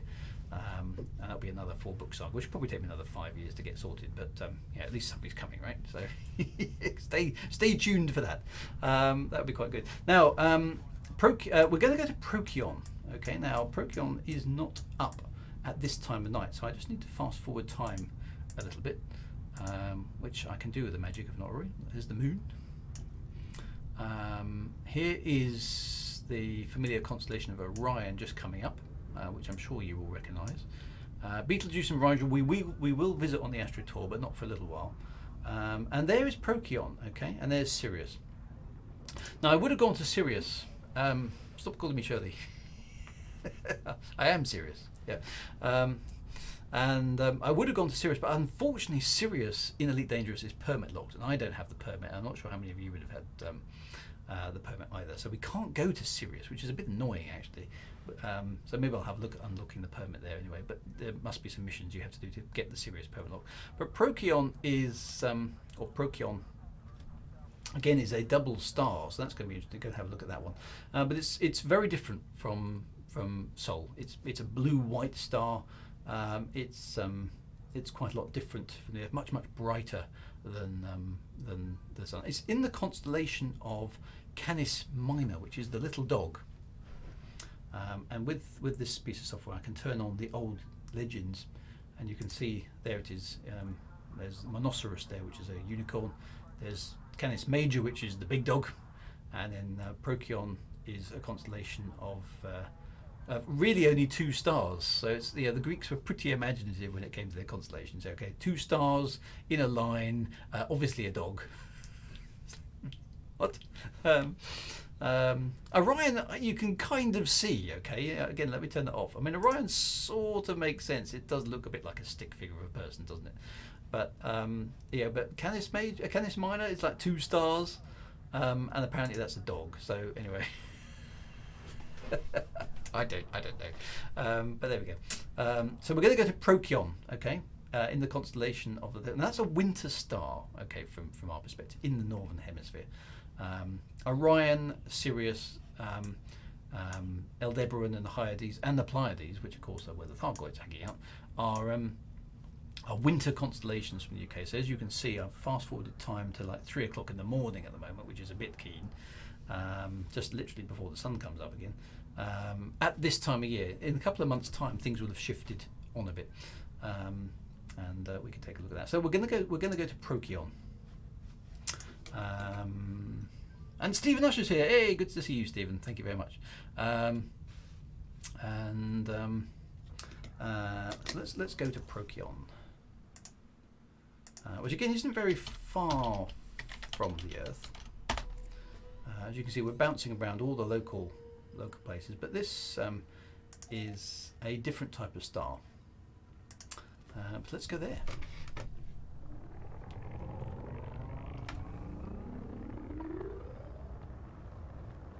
Interesting enough, you can see from the Tau Ceti system that Procyon is in a completely different part of the sky. So all the nearby stars move quite a lot in the sky of these planets, because we're bouncing around local star systems. So local stars will appear to move against the backdrop of more distant stars a lot. So I'm not quite sure what the Greeks were on a lot of the time. They definitely had some interesting ideas. But like I say, Orion sort of makes sense, okay, because you can sort of see a stick figure of a person. Some of the others do require. I mean, Aries is a zodiac constellation. That's only got about 2 stars in it as well. That doesn't look like anything. Okay, so here we are, and we can see quite a different type of star. Okay, it's bigger. It is. I don't know what type of star it is here. So this is. What type of star is it? Does it say? Oh, it's a class F star. So it's quite a lot. It's a class above the Sun. It's a white main sequence star. So our Sun is typically called yellow. Actually, if you go into space, our Sun doesn't look yellow. It looks white.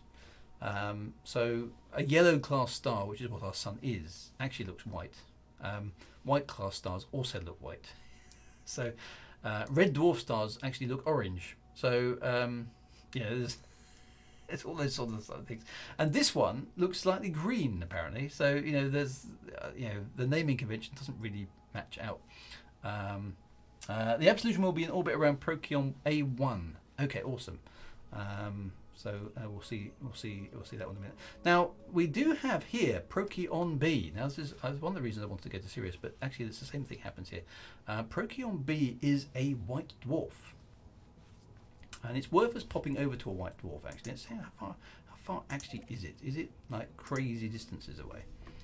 I don't know how big the orbit is. Let's just go and have a look.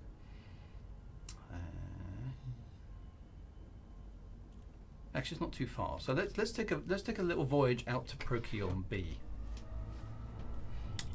which is a white dwarf. Now, white dwarf is an interesting star. Okay, and the Sun is green too. Okay, that's the frequency which is the most bright. Oh, okay, so it's the primary emitting frequency. And we were talking about plants not liking green light earlier on, which is quite good. Stephen Usher is my ultra geek technical sidekick, because he knows more. He knows even more stuff about geeky astronomical things than I do. So I shall defer to his wisdom in all things astronomical. I'm just a bit of a big fan. Now, a white dwarf is basically a dead star. Okay, a white dwarf is a dead star, and Procyon B is probably the second closest white dwarf to us. It's sometimes it's Procyon. I've heard it Procyon, whichever you prefer. I don't know whether that's an English American thing or British American thing. Procyon. Stephen pronounced. Oh, well, Stephen's probably right. So let's call it Procyon then. Procyon sounds reasonable, doesn't it? Or Procyon. Procyon. Let's call it Procyon. White dwarfs are, like I say, dead stars. It's kind of the second closest one, all right, to us. The nearest one to us is actually in orbit around Sirius. So the counterpart to Sirius B, is also a white dwarf. And these are what is left after main sequence stars basically die. So, as we mentioned before, when the Sun and all the other stars are converting hydrogen into helium by nuclear fusion under enormous temperatures and pressures at their core. Okay. As a result, at a certain point in time, they start to run out of hydrogen. And when they run out of hydrogen, interesting stuff happens. Okay, the nuclear fusion reaction changes its intensity, and the pressure drops, which means the star expands dramatically and becomes a red giant.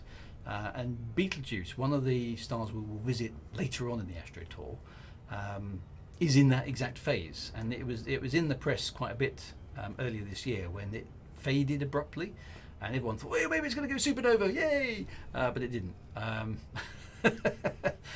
it went back to its normal brightness a little bit later on. But a star like the Sun will go through a red giant phase. It will swell up enormously, become very distended, giving off a lot more energy than it currently is now, and extend probably almost, possibly out to the orbit of Earth, possibly even a bit further, and go for a radical transformation, to basically gobble up all the internal planets.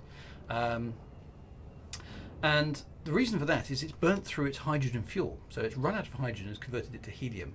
Then what happens is helium fusion starts going, and Stephen, correct me if I'm wrong because I'll get this order right. I think it's lithium next, and it slowly works its way up the periodic table.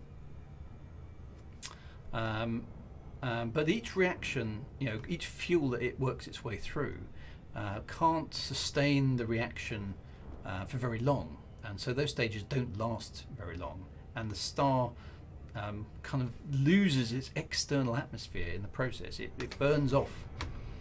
I don't want to get too close, obviously. It burns off its. Have we got anything in orbit here? Let's just have a quick look that we can rendezvous at. Well, there's a sort of asteroid belt there. How far away is that? Can we select it? Oh, that's actually quite close. Is that on the other side? It's got to be. Let's see if we can go to the Procyon B, Procyon asteroid belt. Let's see if that will allow us in. Basically, the star loses its external layers, and all that's left is this core. And yeah, I've forgotten the method for puffing up. All that's left is this core of intense material kind of left over. And oops, no, that was too close. Don't do that. Is there a Procyon? Yes, yeah. Somebody got that right. Is there a Procyon visitor beacon? I don't think there is. I got too close. I should have had the exclusion lines on. Anyway, never mind. Don't do that. Okay. So iron is the maximum from a nova.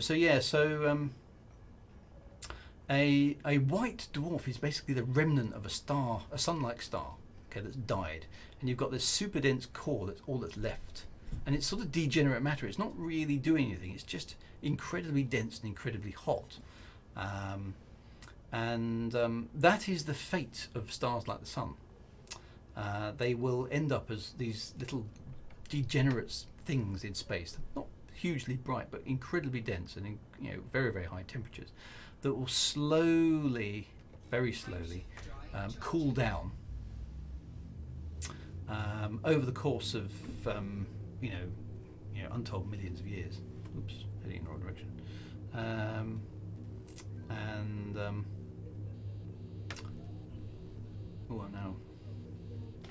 Now I'm burning up my ship. Right, there we go. Doesn't matter. Carl Sagan would have liked to have a good view of a white dwarf, I'm sure. So much like the population of the Earth, dense and degenerate. Yeah. So just be careful as you're getting close, because these things are a little bit dangerous, even in the universe of Elite Dangerous. So that's a white dwarf is what's left when a sun-like star dies. Okay, a sun-like star dies, and you're left with this very, very dense, very, very small. It's about the size of the Earth, okay, in actual dimensions. And as a result, you've got that incredible temperature, incredible density, but I'm going to have to be a bit careful. Still, where's that? There's the Procyon belt master. There we go. Something about the same size as the Earth, but with incredible density and this incredibly high temperature, which will just slowly cool down over a long period of time, and then ultimately disappear. So anyway, so head for the Procyon BA belt cluster here, and then we'll head off to the Absolution in a moment. Let's just see if we can get a nice view at the asteroid belt. Now that's for stars that are sort of stellar mass and a bit higher.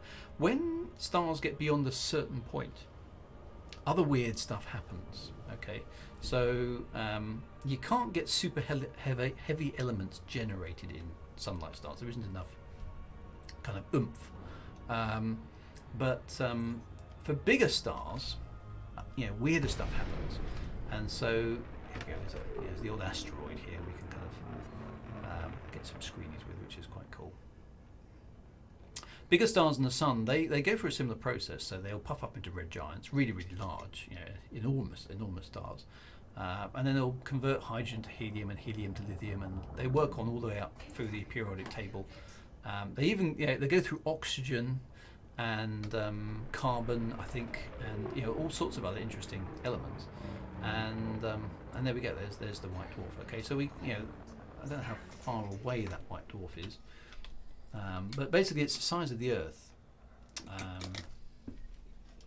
but obviously incredibly dense. You can see, I don't know how many light seconds is that? I can't even read the screen. 2.7 light seconds. So we're about 3 times the distance of the Moon from the Earth. Okay, at this range, thank you whoever that is for doing the repair on my ship. So so there we go. And this is what the sun will look like. Okay, in a few million years, a few billion years time, this is what the sun will look like, and it will sit like that for quite a long time, having lost its outer atmosphere. But a bigger star goes through something else. So what happens is it does that nuclear thing, and it gets all the way up to iron. And iron, when you try and fuse iron, you don't get a net energy increase, you get a net energy decrease. So the moment the fusion reaction works its way all the way up to iron, then suddenly fusion just switches off. Okay, just literally switches off in a fraction of a few seconds. The entire star shuts down. Okay, and what that means is that the radiative pressure that's inflating the star and keeping it from collapsing suddenly is switched off. All right, suddenly is switched off. And what that means is that the star basically implodes, and it implodes in a matter of seconds.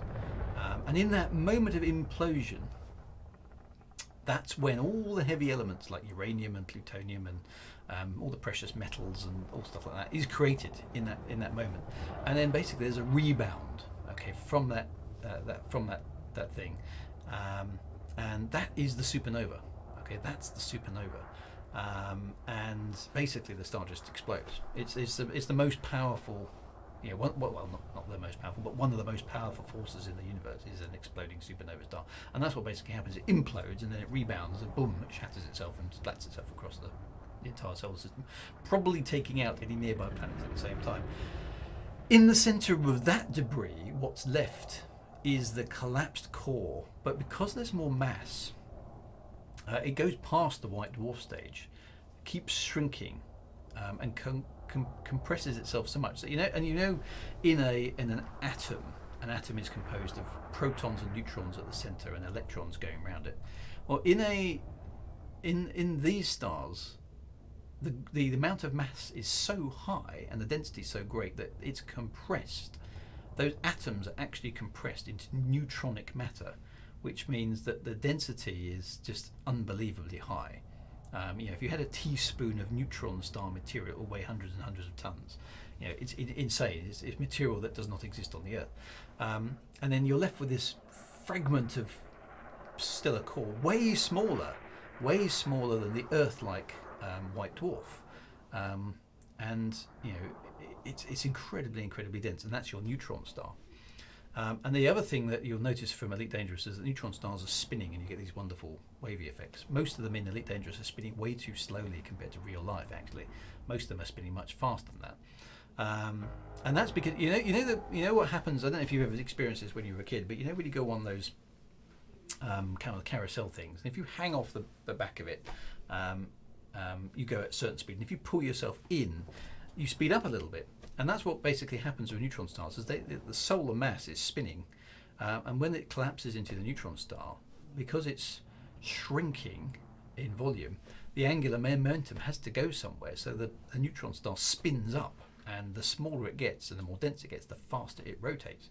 So you end up with a neutron star. Some neutron stars are spinning hundreds of times a second. So you've got to imagine an object which weighs as much as dozens and dozens of planets, about the size of London or a major city, spinning at thousands and thousands of times per second. It's a mind-boggling phenomenon, a neutron star. Incredibly dangerous, because the surface gravity on a neutron star is hundreds and hundreds of Gs. They have magnetic fields that are so strong that they could actually magnetically rip your atoms apart if you got close. So you would die by radiation, you would die by heat, but you'd also die by magnetic reorganization of your atoms, which probably doesn't feel all that great. Obviously crazy gravitational stuff as well. So neutron stars probably very pretty from a distance, but don't go near one. Same with white dwarfs, actually. And if your star is super massive, it has enough mass that the neutron star is not the final stage, and the neutron star basically has too much mass, and it basically continues to collapse under its own mass, its own gravity, and basically blots itself out of existence, and you end up with a black hole. And we'll see if we can visit some black holes as part of the later part of the tour and talk about those a bit more. So white dwarfs. This is what will happen to the sun at some point in time, and then we'll see neutron stars and black holes later on the tour. We can talk a bit more about some of the weird stuff that happens there as well. So there we go. Procyon B. Right, let's get ourselves off to the absolution and prep for a hyperspace jump, because that's what we do on the Lore Tour. So the absolution is in system, which is good to know. Where is it? It's got to be one of these. I thought it was one there. Where was the absolution? It's got to be one of these. Just Millennium Falcon. Oh, why can't I see the absolution? There's a lot of there's a lot of fleet carriers. Enterprise. 1A. A1. Okay, it should be here. So Exodus, Avija, Mother, Valhalla.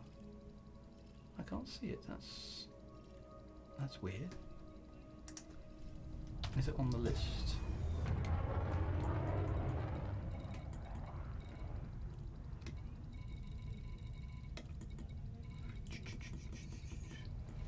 Not seeing it. Do I have to jump into? Maybe I have to jump. Oh, there it is. There. All right. Okay, I've got it. I can't see it on the system map for reasons. But anyway, right. So let's head to the absolution. Be careful you don't whack the white dwarf on the way. I was looking at the wrong planetary system, was I? Oop, doop.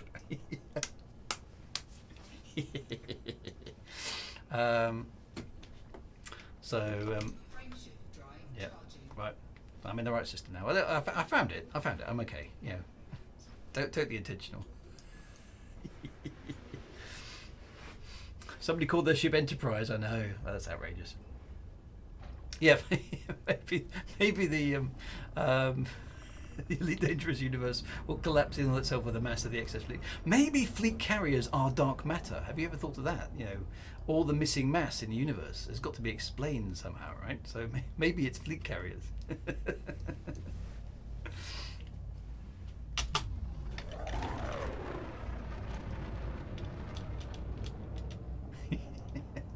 Dark matter and dark energy. We'll come on to those at a later part of the tour. Do you want to have a carrier jump with a mass jump? I don't know.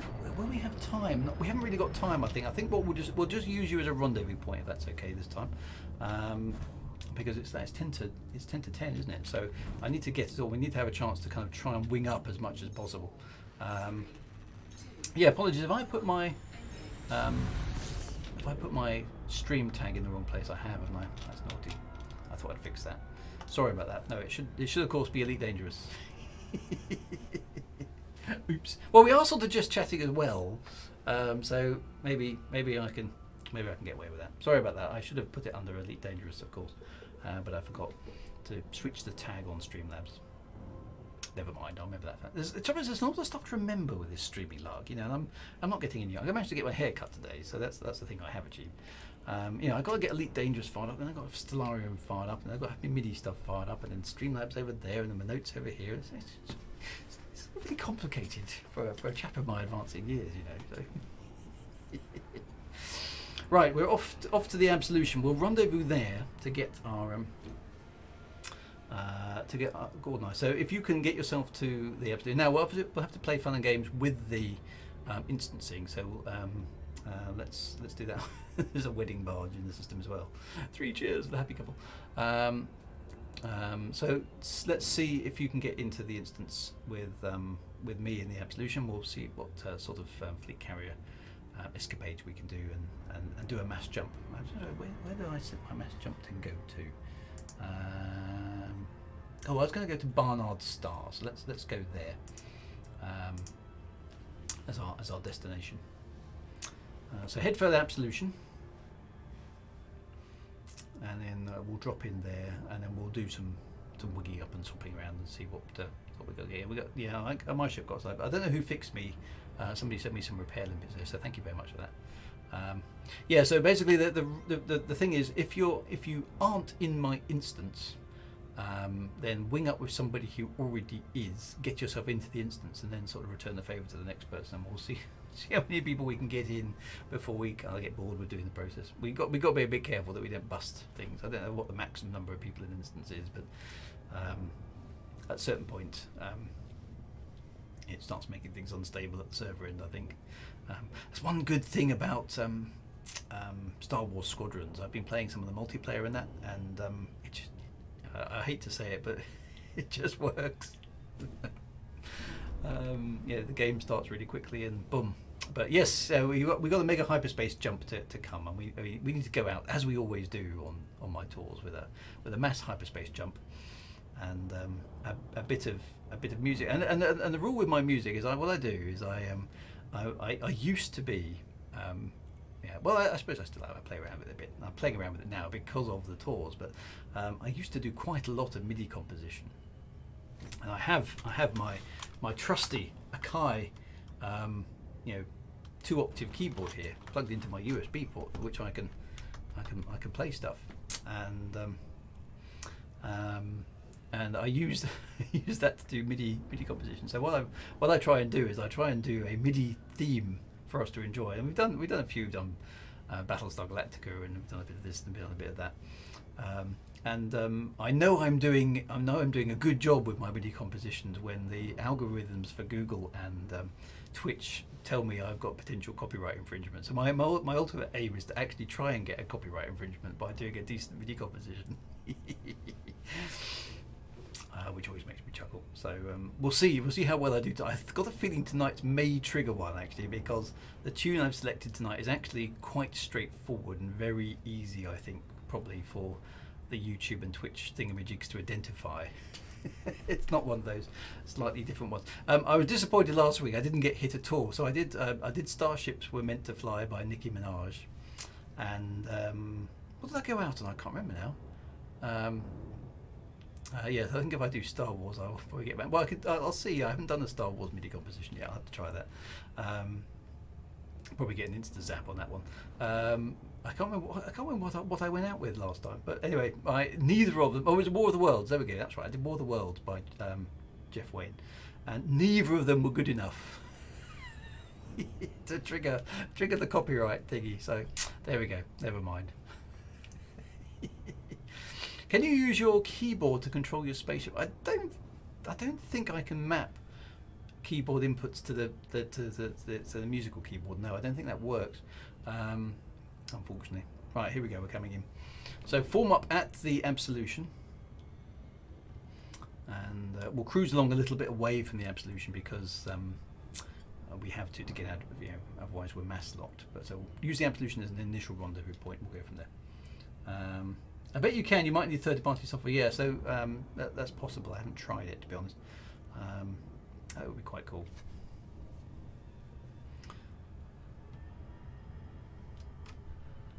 So here we come into the Absolution. Someone beat Dark Souls with the Guitar Hero guitar. I'll have to try that. That might just be one of those things I've got to see if I can make happen. So here we go. Right. Right, here we go. We're coming in. 3 light seconds.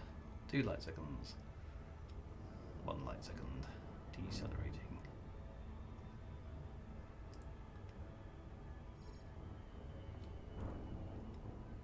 Is the absolution on this side of the planet? Yes, it is.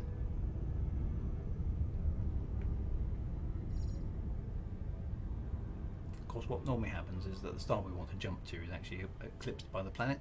That's happened before. We'll find out what's going on here. We've got a nice eclipse going on here anyway at the moment. So that will drop out at the absolution. Just looks like a great big black arc in the sky, doesn't it? Right, so I'm in. So fingers crossed, there's the absolution. See who's here. I can see my wing is here. There's the absolution itself. So if you guys can do the with winging up and inviting people in, you're going to have to sort of jump and jump back and all that kind of good stuff. That would be cool. I'm just going to orientate myself with. There's quite a lot of people here already, actually, which is quite nice. There's the absolution. Reverse thrust is good. Brakes, brakes, brakes. Right, so let me go and get Bernard's star. Find out where it is in the sky.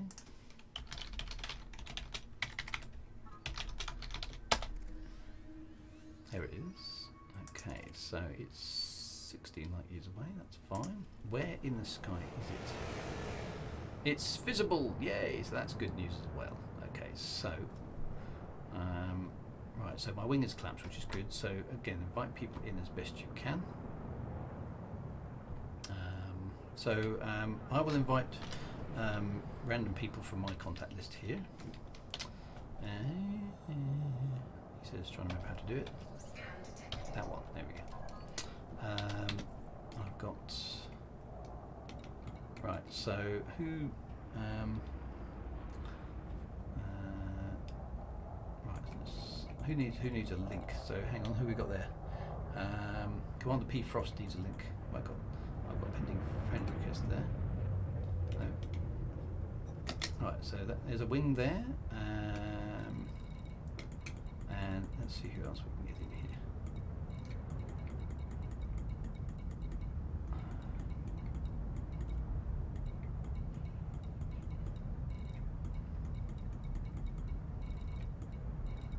I can't see you on this list actually, Mr. P. Frost. Don't seem to be showing up on the list. Kamakichi 9. I don't quite know how this works because it's not. Oh, there we are. Oh, I've got you in the wing. So I've just done that. Obviously, that's the chat catching up. The bearded bard. I'll try that one. Lots of people here, which is good. This should go past. So. Lots of people here, which is cool.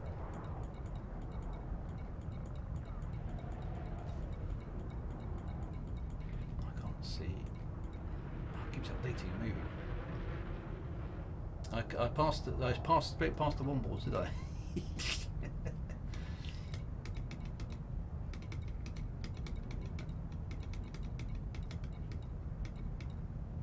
So. See wombles, sorry. Artemis Fowls. I wish this was an alphabetical order, it just seems to be in a random order. I've never really understood it. I think it updates every so often as well.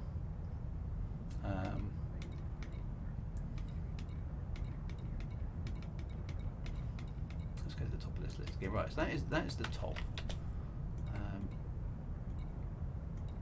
Anna Claire, I know, is already here. Sea Dweller for the. Right, okay, so let's get Sea Dweller for the Wombles. Right, Sea Dweller I've definitely seen. It should be there.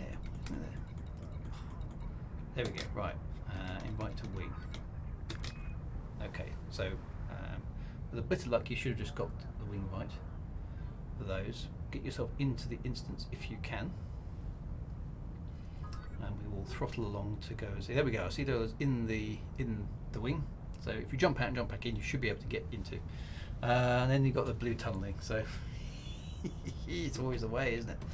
Right, how are we doing? Right, let's just have a quick external look. How's the crew appearing? Right. There are ships. There are ships about. This is good.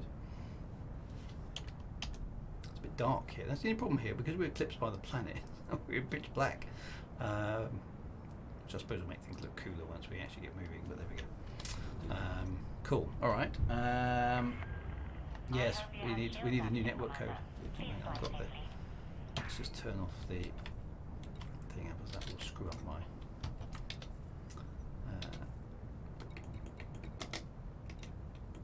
Let's keep the voice con off. So hopefully, once Sea Dweller and Kamakichi 9 and Vernon are in the instance, again, surrender the thing, and then we'll see how we go.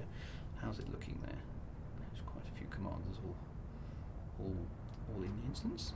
Instancing up. Yeah, night vision I can use, but that's not going to work on the external cam. So it's going to be a little bit dark. Have I got my wing beacon on? No, that's a good call. Let me do that. There we are. That's now on. Ships is appearing. This is good. Drew broke Elite again. Yeah, that's a problem. Well, we do find that sometimes this works really well, and sometimes it gets a bit stuck because of all the instancing and all that kind of fun and games. But there we go. Never mind. Right, I just need to make sure. Yeah, we're good on. We're good on musics. Vernon's got the blue tunnel of death. Currently stuck in which space? Busy instance. Yeah, that is the problem. We've always had that. Drew, the trick is to invite anyone at 0 light years away. Okay. All right. Well, I'll try that once these guys tell me they're in. So quite a few people are trying to get in again. It's just a classic Elite thing.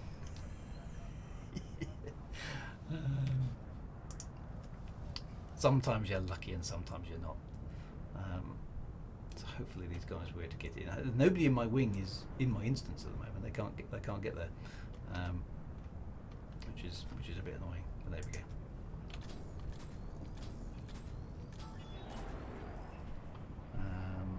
They're trying to get back in now. So I've just lost. Oh, lost them again. Got the orange sidewinders. Can you believe that? It's not doing us. It's not working tonight. All right, so let me do local then. Let's try that again. So basically at 0 light years, is it? Oh, these ones here. Okay. So these are. So if I invite, Bograt, I know. So there we go. Let's put you in there. Let's try Sea Dweller again. Invite to wing, and let's try Kamakichi 9. There we go. Right.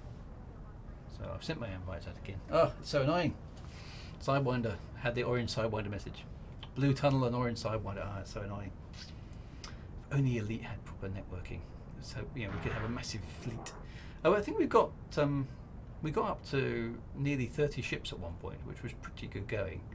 Doesn't feel like things are going to be on our side. We'll give it a few minutes to see how many we can get in. But none of my wing are able to be here at the moment.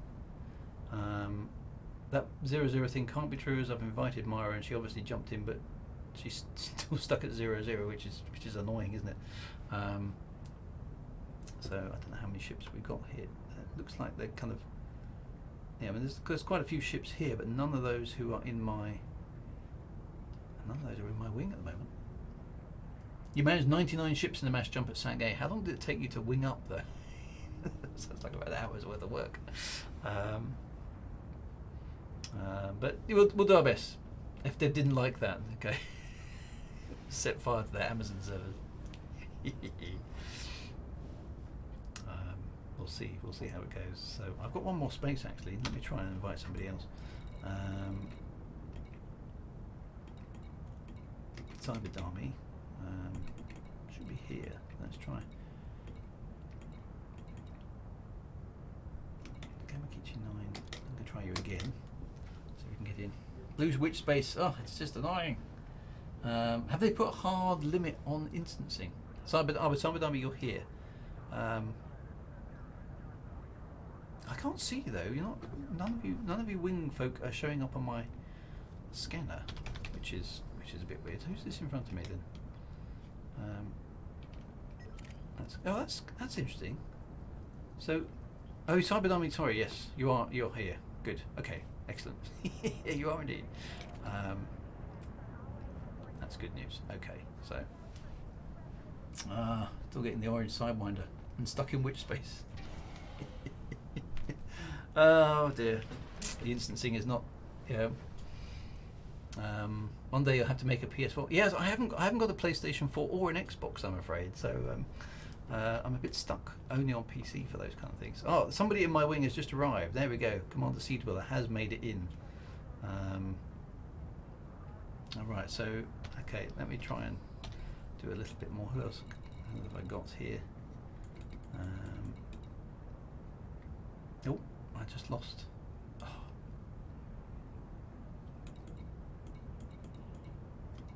Sea Dweller's here. Just losing.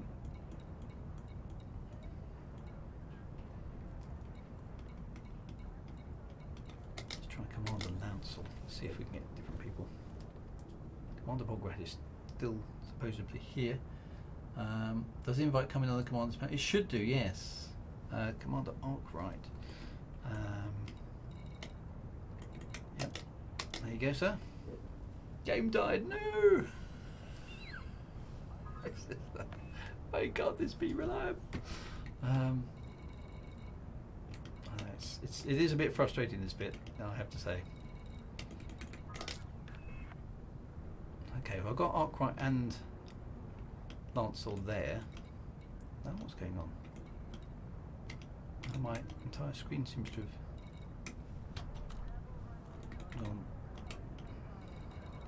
Who knows what's going on? Anyway, guys, try and get into the instance. Oh, somebody's coming in. Who's that? Yay! I think Commander Bograt has arrived. Hey. I think a carrier may not be a good moment, but that is a good point as well. Actually, maybe the carrier instancing isn't. We did try it before, but maybe that's problematic. Anyway, a couple more minutes, and then we are then we're good now. Right, Bograt, I will take you out of my wing and try and get poor. Actually, you've done it for me. Thank you very much. Let's see if I can get Kamichi 9 in. As he's been trying for ages. Poor fella. Where is he? No. Who are you? Why isn't this in alphabetical order? It's so annoying. Why can't I see you on the list? Oh, it's so illogical, this. Hang on, let me go back to the top again.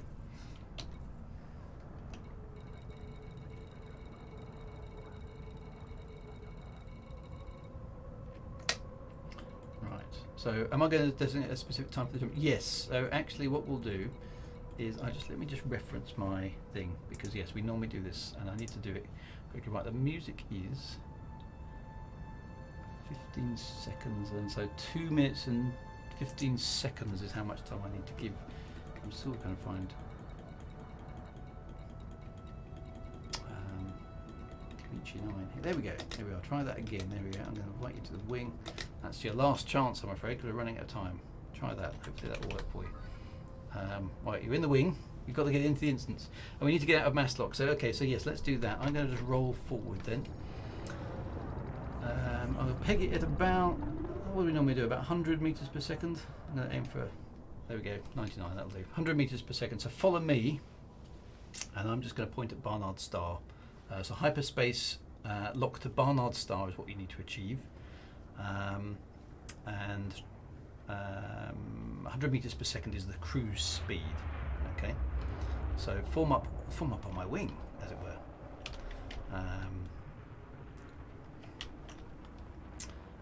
and we are going to jump at 20. We're going to jump at 2015. So what's that? Hang on, what's that in game time? So 21:15 is when we're going to actually jump. 21:15 game time. Okay, 21:15 game time is when we're actually going to jump. That looks like a black hole, that planet like that, doesn't it? That's quite cool. So yeah, 21:15, and I will start the music shortly. And you can form up. There's the rank tag fleet. Actually, it's looking pretty good tonight. There we go. Look at that. Actually, what I'm going to do is I'm going to get behind. I think I've got my keybinds mapped backwards here. Actually, let's get behind the fleet today, and we can watch it jump from behind. I do like this external cam. So Barnard Star is where you're looking. So get your hyperspace. Don't throttle up. Basically, charge your hyperspace drive at any point. You can do that. Lots of crates here tonight, which is always good to see. Lots of crate phantoms, anacondas, all good stuff. So there we go. There's the fleet. Right, let's bank that over like that. We'll keep moving that backwards. And so yeah, form up. See if you can get yourself in shot. And so charge up your hyperspace drives. Okay, so I need to time this right because we're almost out of time now. In fact, I need to go now. Right, to try and get the music to sync with the jump. 21:15 is when we're going, and we're kind of, you know, tonight we're rendezvousing. Okay, so there's your clue. All right. Right, here we go. We are rendezvousing our spaceships.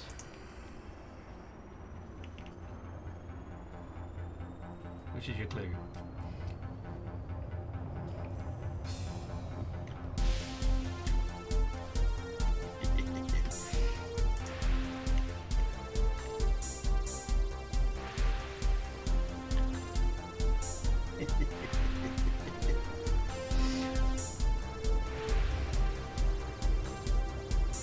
Can't get any more spacey than this, really, if you ask me. So try and keep yourself in shot and enjoy the hyperspace jump. So you're good to go. You're good to throttle up. You should be charging your hyperspace jumps now. You're good to throttle up at 21:15 on the dot.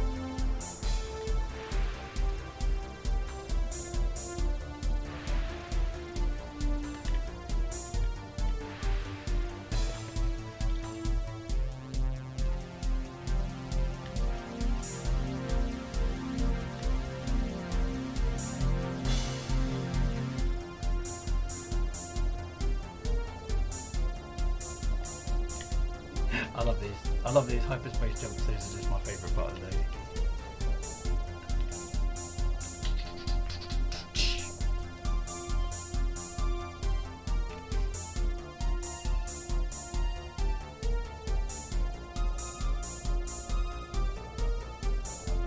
Right, so we're counting down now. About 30 seconds to go on my clock.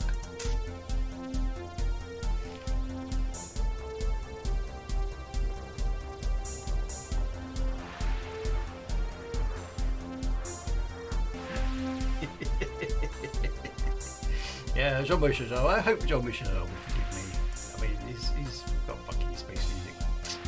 He's a bit of a copyright geek, is it? Oh dear. Well, we'll see if my MIDI file is good enough to be recognised. Because sometimes they are and sometimes they're not. What is the tune? This is Rendezvous 4 by Jean-Michel Jarre. And not very good MIDI composition by me. Here we go. There's the hyperspace jump.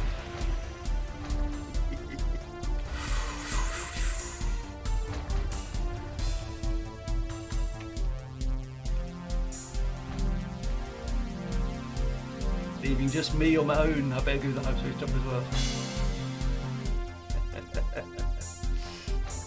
There we go. Right, off we go. I better get my ship going as well. I love the hyperspace trails and the colours. They're so much better than the olden days. Fantastic. Right, I shall jump to...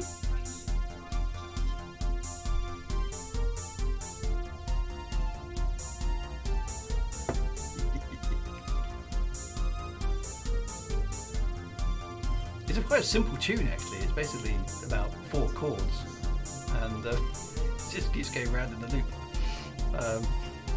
So we'll see. We'll see. This is good fun. I kind of almost gone to try and do copyright man. It's like a. It's what me up. There we go. Right, there we go. I've run out of music. Anyway, thank you very much for the coordinated mass jump. Thank you for everybody who managed to get into an instance. Apologies to those of you who didn't. We try that something like that every week. So we'll do up for that. Yeah, no worries about the fine. I got 50 credit fine for somebody crashing into me. And here we go, so fantastic. And we're at Barnard Star, which is, of course, again, another Hitchhiker Guide to the Galaxy reference. There's supposed to be a roundabout here somewhere. But thank you again very much for your company, my friends. Thank you very much for joining me on the Astro Tour.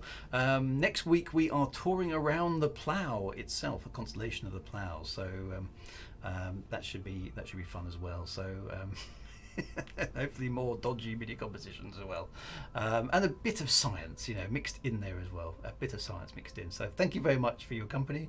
I hope you enjoyed that. Astro Tour is the same time, same channel next week. And we'll go on from there. You have yourself a fantastic week. Make sure you get to the weekend nice and safely. I'm still streaming on Mondays if you want to join me for a chat about science fiction and writing and kind of general. We're talking about fast and light travel. And we're talking about aliens on Monday, and then obviously back on Thursday again for more Elite Dangerous shenanigans. So yep, see you. So starting system next week. Cannot remember off the top of my head, but I will put it up on Twitter and I'll post it up on the forum. So keep an eye out for me there, and we'll see you soon. So right on, Commanders. And 07. You be good. I'll see you soon.